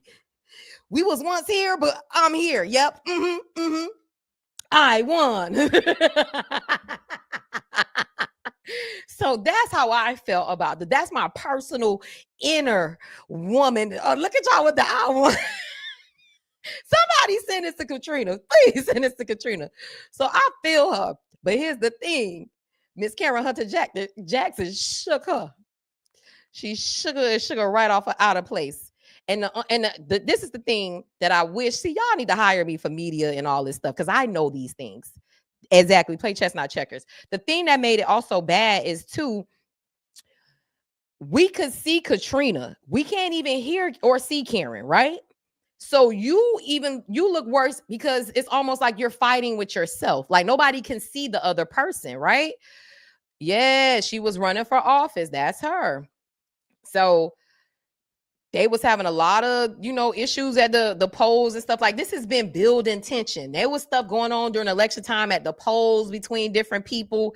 This stuff is a buildup. This ain't for y'all to know. This drama, this deep-seated stuff that's going on between the a lot of those residents that come to the city council meetings and the elected officials. This stuff been building for like almost a year, right? So that's why I said you're just seeing the manifestation of what it came to, right? I like Katrina too. She cool. First of all, I'm gonna get into that because Katrina is loosely related to me, right? That's my mama right there. That's my niece's cousin. That's so for people, and I mean, I just found that out, but I still, like I said, I'm not on anybody's side. I am on Janae's side. She just blew out her political capital on an unpopular item and 10 meet them. You're right.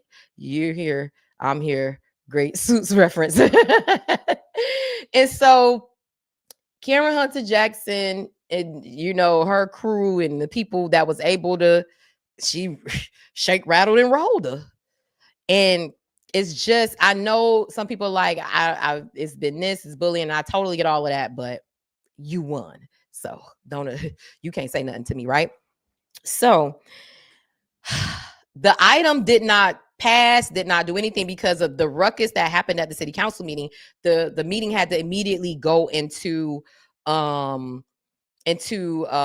recess. So I'm not sure yet. They haven't made an announcement. I don't know if they're going to pull it. I don't know if they're going to come back for a vote or discussion. But last night, no action was taken on that item because the girls was moving chairs and tables in there. And according to people who attended that commented on our post and, let me know on the side, it didn't stop on the days. It continued into the hallway and the situation kept going. So it just, yeah. And jokes aside, and some of the conversations I've been having with people offline about this, the thing that makes it outside of the political thing and the decorum and the respect, when the item dies in committee, it don't make it to the agenda. What's wrong with the city attorney? Ooh, Sharon, Sharon, Sharon. Y'all read that comment for yourself. And so, can we talk about the bigger picture of the problem of what happened with that Miami Gardens situation? Somebody said this to me and I was like, it hit me, right? It hit me in a way that it just made me feel bad, right?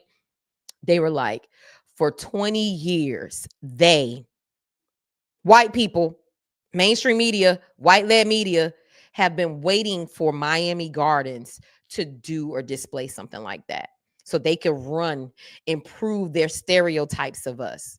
So they could say, we knew there were, no shade to Opalaka because they've been on their best behavior, but Opalaka used to have it going on, and they meetings used to be ghetto, and they used to be going at it just like this. And people wanted Miami Gardens to be Opalaka so bad. And we was like, nope. And I know that's why, God bless her soul, Shirley ain't want no cameras in there. I know that's part of the reason why. And ain't nobody tell me this, but I know now seeing this, why Mayor Olive Gilbert, when he was mayor, didn't want no cameras in there, because they didn't want to give anybody no incentive to show they behind and for people to see that and to be displayed and be news.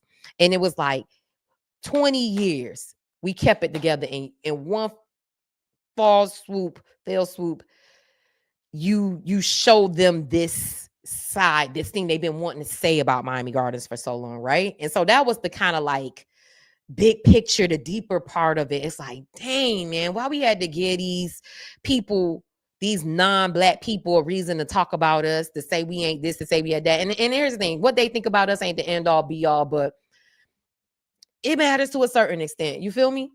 It matters, to a certain extent, where you like, I don't want to give you that. Kind of like the thing with Karen and Katrina. I don't want to give you my face. I don't want to give you that. It's like, no, I may go in the room and cry my eyes out, but you ain't gonna see it. You ain't gonna see me shook. And I hated that it kind of fed into that stereotype. And we know, here's the thing, I get why Miami Gardens is always trying to, present, like they had this saying, like, if we don't do nothing unless we do it first class, right? This level of excellence. See, because in the beginning days, and let's talk about the history of mainstream media, because I was there. I was working for these white publications, and it was not a balance in coverage, right? It was everything negative, everything bad. Granted, the shootings was happening, the crime was happening, right? But then on the other end, there was positive things happening, development, events, and that would never get any play. And so what you do when you only show a negative side, that's how that nickname, even though Tiff was playing, but that nickname Murder Gardens come because every time you open a newspaper, every time you turn on the news, this is what's being reported. And if you never show another side of a community, you demonize that community. You make that community limited to that picture that you paint, because you control the narrative and the messaging of the masses in our area, right? And so that's the problem that Miami Gardens has had when it comes to their relationship with media, right? And I'm gonna tell y'all how that connects with me and how now I'm being I feel punished because of what mainstream media has done to Miami Gardens. So let me finish my point, right? And I'm gonna get to some of y'all comments too. So y'all hold that thought. And so to me, that's what it was when I saw Katrina in that exchange between her and Karen and some of the other residents in there. I'm like, damn, like they've been talking about Miami Gardens and wanting Miami Gardens to be this ghetto, messy thing for so long. And we finally gave it to them, and not saying that we can never be, redeem ourselves and never, adjust that crown, but it's to get them that.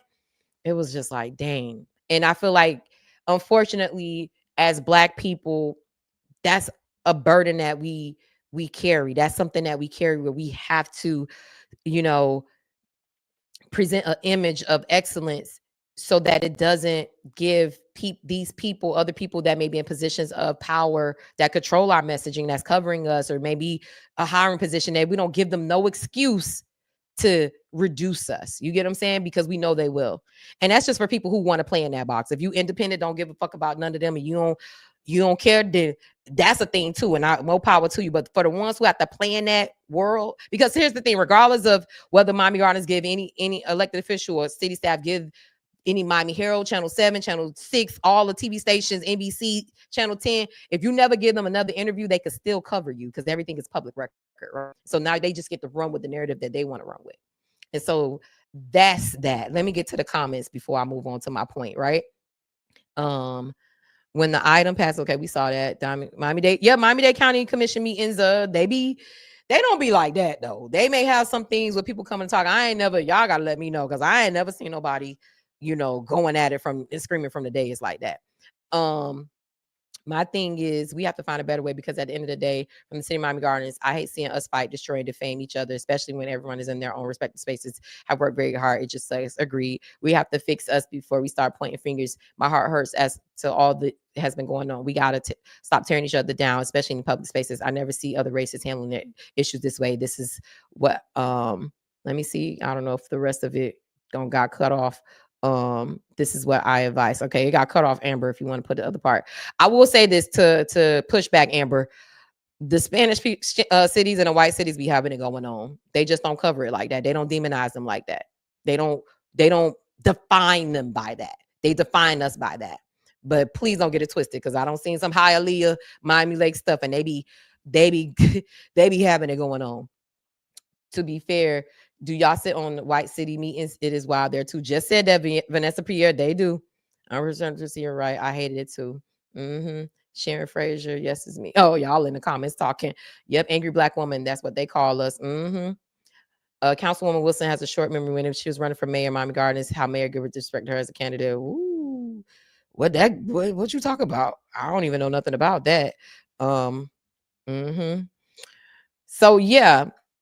So let me get y'all, before I get up out of here, how I made a post and I said, I am now enemy number one in the city of Miami Gardens. Ain't no more press passes for the Jazz in the Gardens for me. The tea is, after this past Jazz in the Gardens and the way I felt disrespected as local black-owned media, I said, I don't even want to go to another one. First of all, I've been to 18 of them, so I'm jazzed out. Like, I really don't have to go to another one. And the tea is, and I love my fiance for this, because I was telling him some of these issues, because it be bothering me, because it's my hometown. I want to be in harmony, and I want to be understood. It out of 100%, 20% it bothered me. That may be giving too much. 10% bothers me, right? Just being human, being honest. So I'm telling my fiance what happened. And he's like, baby, who cares? We could buy our tickets to this concert. We don't have to get press passes. He said we could go and enjoy ourselves and not work it, right? So there's that. And so the story I just told y'all about how the city of Miami Gardens had been demonized by the media, by bias in mainstream white-owned, white-led, Spanish-led media, they're super sensitive when it comes to how you cover them, right? And I also feel like, because I'm former Miss Miami Gardens, and I know a lot of people, even though they think I grew up as the city, with them, because I think a lot of them thought I was younger when I was doing Miss Miami Gardens. I was good at 21 years old. I was not 16, 17 doing that pageant. But for whatever reason, they think I was younger. Thank you for the DNA, mommy and grandma. But no. I am a grown-ass woman, right? And I was a grown-ass woman doing that pageant.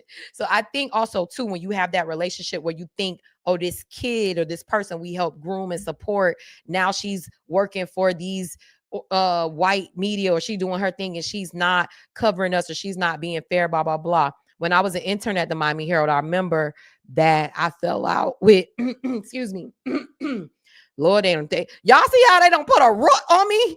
Trying to make me lose my throat. Trying to make me lose my throat. Let me get some water, child.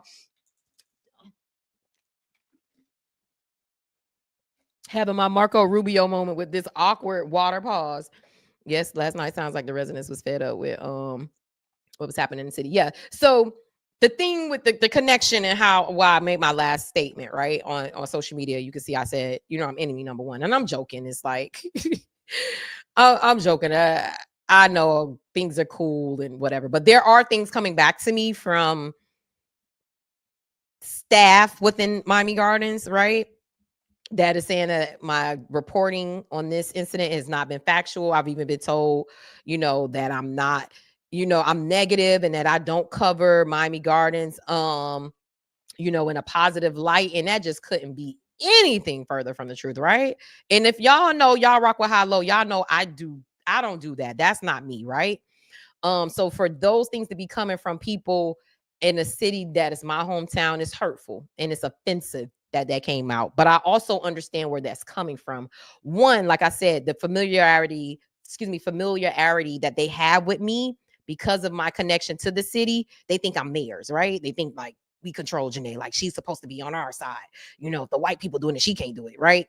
Even though I'm advocating, have always, any newsroom I'm in that I worked in the past, always advocated for Miami Gardens, always tried to, from Miami Herald, CBS Miami to iHeartMedia, it's me in there. Anybody that worked me is like, Janae goes so hard for Miami Gardens. She's always trying to use our platform to amplify what's going on over there, right?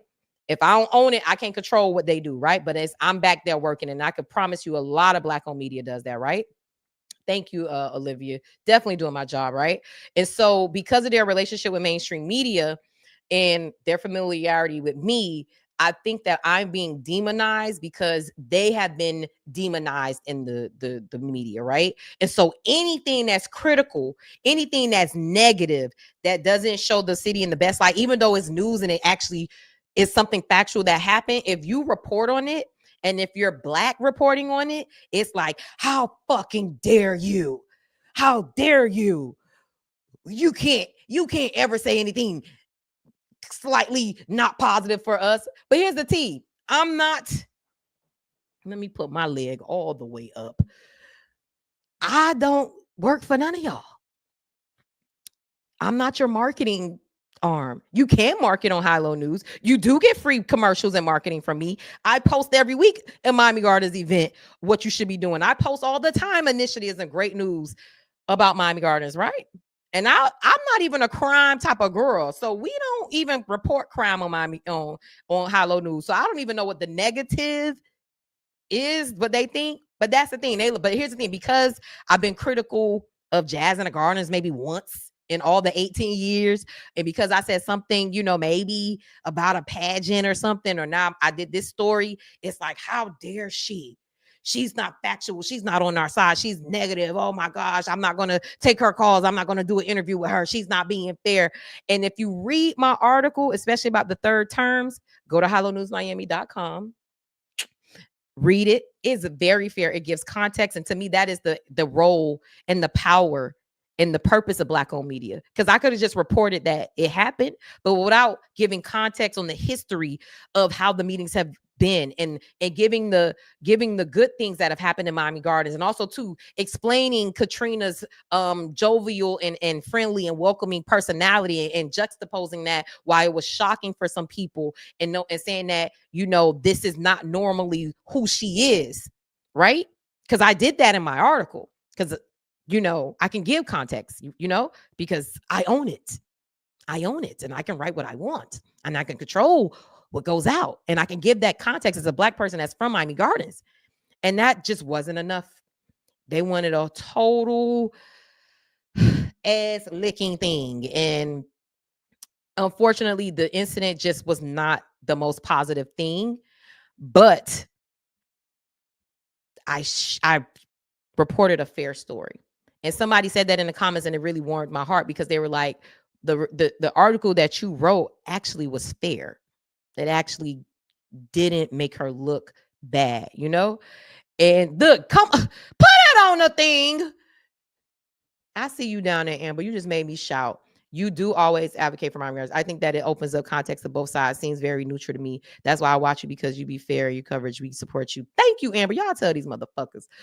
I learned a word or two, JJ. And so it's the personal thing, right? And here's the tea. Y'all want me to pull the curtain back a little bit on how this business works? A little bit. It's not even negative or critical. It's just reporting what happened. And that's the way the cookie crumbles. So exactly, Vanessa, right? And some people who, I'm not going to say all elected officials are like that because a lot of them get it. But the Miami Gardens people are super sensitive. A lot of them are super sensitive. It's like, don't ever show me in a negative light. Even if I did something negative and it's news, don't you dare show it. I've had people from the city state that I was negative then when in fact I post fair and balanced spotlights. This event will be highlighted by me in overall context of what happened. And they're going to be brought the situation to a head. You did your job, babes. You did go hard for Miami Gardens. They read that wrong. They read wrong for that. Yep. And so the T is this. I'm not going to give nobody business stuff away, right? But there's a little bit of quid pro quo that happens in the media business, right? I'm not gonna tell y'all who or what or what. Some of these brands that I said, you know, the thing is this: oh, you do business with me, you do some advertising with me. Maybe I won't go as hard on this one, right? Because you did $100,000 in business with me last year or in this year, right? So yeah, maybe we won't go as hard. Or I'm gonna give you a little bit of a heads up and let you know, like, yo, this finna come out. You want to give a comment on it? That happens. That happens, you know? And I do think as Black press, there's a little bit more of advocacy and relationship because of our closeness to our subjects. So that happens, right? I personally don't see anything wrong with it. I know hardcore journalists are like, that's wrong. You should never, blah, blah, blah. But here's the thing, the business person of me, taking out the journalist side, the business person of me, I get that. You did business with me, you're gonna do business with me again. I shouldn't be, raking you across the coals in my publication, right? I could tell the story, but I don't have to be brutal with it, right? I could be fair, right? I could be balanced with it. And that happens. Miami Gardens has done maybe directly with High Low News or Take Media Enterprises less than $2,000 in our 7-8 years existence. We have done $0 with them this year, and we did $1,200 with them last year, and before that we did nothing with them since 2019, right? So the city of Miami Gardens does not want me to report anything negative on them, right? I have reported positive stuff on them. I understand the murder garden stuff, and I'm like, I can be an outlet that shows another side of it, right? I've been praised by their elected officials. Rodney Harris, Councilman Leon was just on my podcast for Jazz at the Garden saying that they appreciate the coverage I do, right? But they're not spending any money with me. And here's the thing, you don't have to spend money with me, right? But then you can't get mad at me for actually reporting the news. And let's be clear, things like this get some media outlet traction, engagement, which leads to more followers, which leads to more money. So you want me to not make any money with Miami Gardens. And then you don't want me to do the content that can help grow my platform that I can make money from. So you just don't want me to do a motherfucking thing. That's what y'all want, right?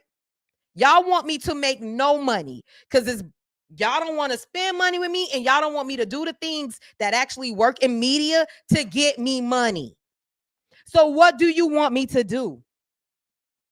You want me to fail? You don't want me to win? You don't want somebody from Miami Gardens who wants to share fair and balanced stories about the full experience of Black people? You don't want me to do that and actually grow my business and figure out the tricks of the trade of social media and do the different things that gets us followers?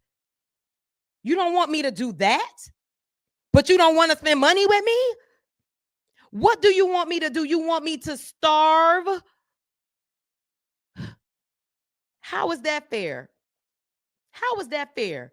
Do I come into Miami Gardens and kick the keyboards from under y'all hands and all the stuff y'all do? Do I come in there and knock y'all shit over? No, I don't. I have been so fair and so generous with this city. So you know what? I'm fucking tired. I'm tired of playing the game and being nice and doing the things to try to get along in the sandbox, to just not be appreciated. It's fucking unfair. Now, I'm sorry. I'm sorry, mommy, and all everybody else watching, all the church people, all the sisters say amen. I'm sorry, but they don't piss me off. Y'all see my bangs? They don't piss me off. My bangs is all chopped up because of them. And so I'm just like, what do you want me to do? And here's the thing. There is not another municipality elected official that gives me this. They do business with me. I cover them. Here's the thing. I do pretty much, because I don't do we finna start doing it now, though. We finna start doing it now, though. We finna start covering cities. I'm sorry, but Miami Gardens don't make it all bad for all of y'all. We finna be on all y'all ass now. Miami Gardens and that city of Miramar. Y'all don't make me. I'm finna be on all y'all ass now. Because why should I keep holding back my business, trying to be the one to be so positive and show our black stuff in the black, and y'all gonna come at me anyway and not gonna do business with me anyway and gonna be mad at me anyway if I do share a balanced story. So I'm gonna share everything. I'm gonna share the good, the bad, the ugly, and in between. And I could promise you my followers will go up. And I could promise you I could get monetized on YouTube. And I won't even have to depend on none of y'all giving me a money or a contract from y'all shit. Because that's what I'm going to do now. That's what I'm going to do now. And I will still offer my platform to you guys. Just like I did these 2 interviews today, I will still offer it. You could still come over here and share your side of stories. But what I'm going to do is start sharing the full perspective of everything. And I apologize to my audience because I've been doing y'all a disservice, not sharing everything that comes across my desk that maybe may inform how y'all vote or how y'all view people. So y'all don't awoken the beast. Yep. Let's go. Let's fucking go. Speak truth, the powers of shame, crabs in the bucket. White supremacy at its best. They want you to kiss their butt, but don't want to spend no money with you. Man, screw them. They want me poor, and they want me kissing their ass and licking their ass and doing all the things with their ass. That's what they want, right? This is what they want. So share this. Let them know. And here's the thing. The crazy part about what happened yesterday, where I was getting beat up about my coverage about Miami Gardens, I literally posted something positive about Miami Gardens last night and how amazing their Women's Impact Luncheon was, right? And I was like, this is dope. Let's highlight all the women. And I'm going to keep doing that because I don't believe in demonizing a city or people. That's not what we're here about. That's not what we're here to do. But last night was news. And as news like that comes to my desk, I'm going to share it with you guys now. And I'm going to give the context. I'm going to be fair, but it's not going to just be me saying, you know what, maybe we should put our resources somewhere. No. We're going to put it here too. And here's the true tea. This was going to happen regardless anyway. I'm going to just be honest on that part. Those grants that we got, word to the Pivot Fund, word to Borealis, Racial Equity and Journalism Fund, word to Press Forward. We were going to start digging anyway into y'all anyway. This was going to start happening. So this was just the catalyst of it too. And I remember somebody, real popular person, real high up in politics. And they said, I almost gave her tea. God just said, it's a woman. She said, nobody is checking these Black politicians. They run amok. She said, High-Low News needs to dig in. She said, I could promise you when you start doing that, your platform is going to take off. Well, to the moon, we finna go, okay? Because the engagement between Keon and this, up, okay? Give me all the tea, y'all. Send it to info@hollownews.com. DM us on Instagram. DM me on Facebook. Send me the tea. Because we finna share it and we finna spill it. I'm sick of these motherfuckers. They want me poor. Tell the moon, put the moons in the chat. Pull the moon, put the moons in the chat. If y'all rocking with me. And people who know me know there's a lot of tea I don't spill because I'm just not in that business. If I don't want to be messy and I'll never be salacious. I'm never going to, yes, come on, moons over my hammy. Come over, moons over my hammy. People who know me know, like, I'm going to never be a gossip rag. We're going to never be the shade room in that way. But what I'm saying is things that are going on in our community that affects us, that may not put some politicians in the best light, I'm sharing it now. Fuck that. Because y'all want me poor and broke and not getting no followers, no engagement. Come on, Moon time. Hey, come on, Moon. Hey, hey. Y'all witness. First of all, last week around this time, and I'm at 2 hours. I'm gonna hop off because StreamYard start acting a little funny when we go over 2.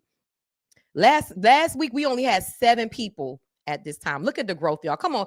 You know what we gonna do? This is segment praise break. Come on, we finna do a praise break. Last week, when I hit, and I don't even think I hit a 2-hour mark, we was at 7 people watching. This week, it's been wavering between 21 and 25. We at 2 hours. I'm gonna take the growth. I'm gonna take it. Come on. I'm gonna take it. The growth is gonna come. The growth is there. So you want me to share here on the email? Cortez, I don't want you to put it on Front Street. You could DM me, put it at info@hallonewsmiami.com. info@hallonewsmiami.com. But y'all look at this. Come on, let the church say amen. Come on. Well-behaved women rarely make history. Be a change maker. Come on, Zakia. Come on. Let the church say amen. Come on, y'all. Last week, only 7 people was watching me. Now we at 21, 20. Come on.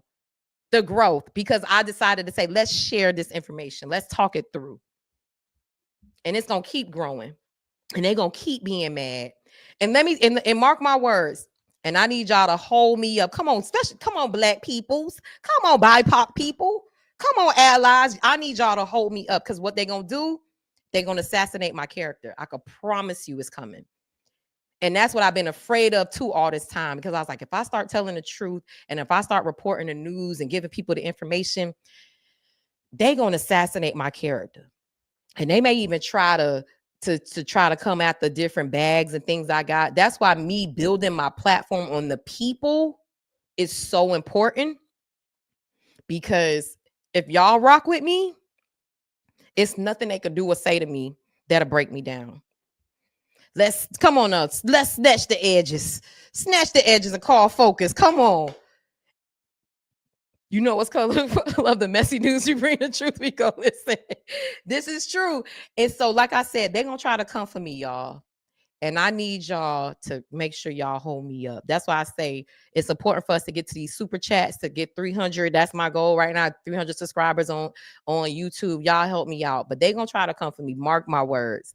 And I need y'all to just make sure they don't chop my bang up any more than what it is right now, right? Don't let them chop my bang and my edges up too much. Don't let them beat me up like the traffic did me last week. Don't let them jump me out in these streets, because they're going to say stuff and they're going to be like, she this and she that. But y'all know me. Y'all know my character. Y'all know my heart. Y'all know I try. I'm not perfect, but I'm solid. And I try my best, and I care about people, and I try to do the best I can. So don't let them chop me up, y'all. But I'm gonna keep telling it. And I feel like, come on, because we said this church time, right? Come on now, right? Oh, look at y'all in the comments. I can't even keep up with the thing. I can't even keep up, right? I want to hear everybody their things. Oh, brother, street brother. Well, you have to be fearless if you want elevation. That's right. That's right. I said a little bit about brotherhood, so I don't know if you feel that way about me after the end of this. But yeah, and so I'm so pissed right now. The Most High is in control. Come on now. Come on. Y'all better come on. Put that on the thing for Tia. Because what the devil meant for evil, God will turn it to good. Come on now, church. Because I grew up in the church. Don't get it twisted. Don't get me not going to the church. Don't know. I ain't gotta go in that church to know that the church is, that God is in me. Okay. He's in me. Come on now. Blessed and highly favored. Come on now. And when it's people like y'all watching and lifting and putting me up, because I feel y'all energy. Good people. Good people. Give me that prayer. Come on, y'all. Holla for Shanta. Why every episode? Is this what we're gonna be doing every episode? Come on now. But I appreciate y'all. I feel y'all prayers. I feel y'all love, y'all motivation. And like I said, as I start telling more truth and sharing more stories, fair and balanced as always, they're gonna come for me. But this right here is letting me know that I'm gonna be all right. Not I am all right. We are good, right? And here's the other thing too that y'all gonna see. Any elected official that's willing to come on with me from now on gonna let you. That's how you gonna know if they about it for real. If they willing to come step in this hot seat when it's live, that's how y'all gonna know what they made of. So let's keep an eye on who is willing to come on, especially live. Sometimes schedule and stuff like that don't permit, and that's fair. But let's see who's willing to come on and live and have a conversation. And it's some of them that's 100 and they'll do it. But be mindful of the ones who don't. That's all I'm gonna say. Man, this was good. Come on, yes, let's praise him. Why I feel like I gotta do an altar call. No weapon formed against me shall prosper. It won't work. God will do what he said he would do. He will stand by his word. Come on now. Come on now. Y'all, look, I could do this for another 10 minutes. Let me get off the thing so I can go have dinner with my family. I love y'all. I'm trying to get all the comments. Yes, thank you. I love you, Saki. I love you, Fatia. I love you, Tantis, Mommy, Auntie, JJ, Tiffany, everybody, family, Yola, Olivia, Sonia, everybody watching, Kevin, RB. Come on, I love y'all. Cortez, all the new people. Come on, LaJoyce. Hey. I see y'all. Y'all caught the tail end. Replay gang, y'all watch it if y'all catching the end of it. I'm about to get up out of here. Look, I'm about to play some ads from our advertisers. Y'all make sure y'all support them because they supporting us, right? Also, too, make sure you are following us on all platforms, okay? Follow us on social media, Facebook, Instagram, Twitter, YouTube, LinkedIn, Black Planet, Message in a Bottle, all the things, okay? And make sure you sign up for our email newsletter. That drops every Saturday morning. We're playing with the date, but every week we have new news, new content coming out in our email newsletter and on our website. So you can sign up for our email newsletter on highlowNewsMiami.com. Man, the love was real. This is what it's gonna be every week. I could do this, y'all. I feel full. I hope y'all feel full too. I love y'all. Have a great weekend on purpose. Share this replay gang. Look, even I learned this from Amanda Seals. Word to Amanda Seals. She said what you could do to support. Put it back on and just let it play. You ain't even got to watch the thing. Just let it play. That helps me with the algorithm. That helps more people see me and see what we're doing. Y'all share it with people. Let them know. Also, let me know show ideas, guests, what you want to talk about.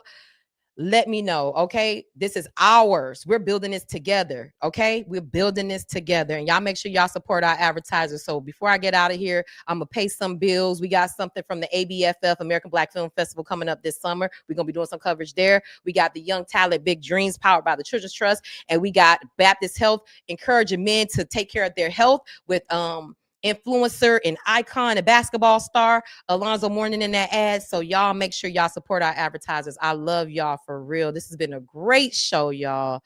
Great show. I love y'all. Come on, ABFF Tiffany, let's talk. I may need some help covering that. But yeah, I'm finna get up out of here. I'm sweating like a dog. I need to go take a shower before dinner. I love y'all and support those who support us. I love y'all. Oh, Kiski said I love y'all because I love y'all for real. But it's time. We stepping in our purpose. Everybody, come on, step. Good night, y'all.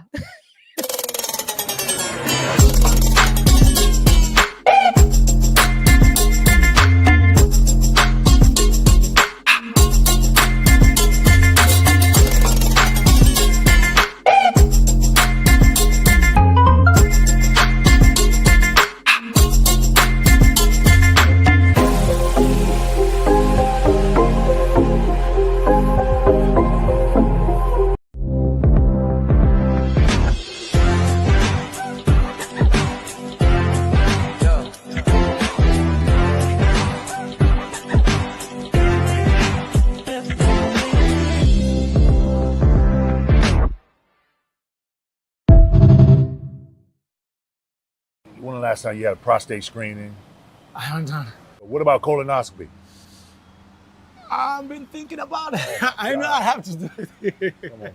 You know, we can't wait till something happens. We can't wait for nobody to do it for us. We got to do it ourselves. Yeah, you're right. You know? So we got to make it a priority, man.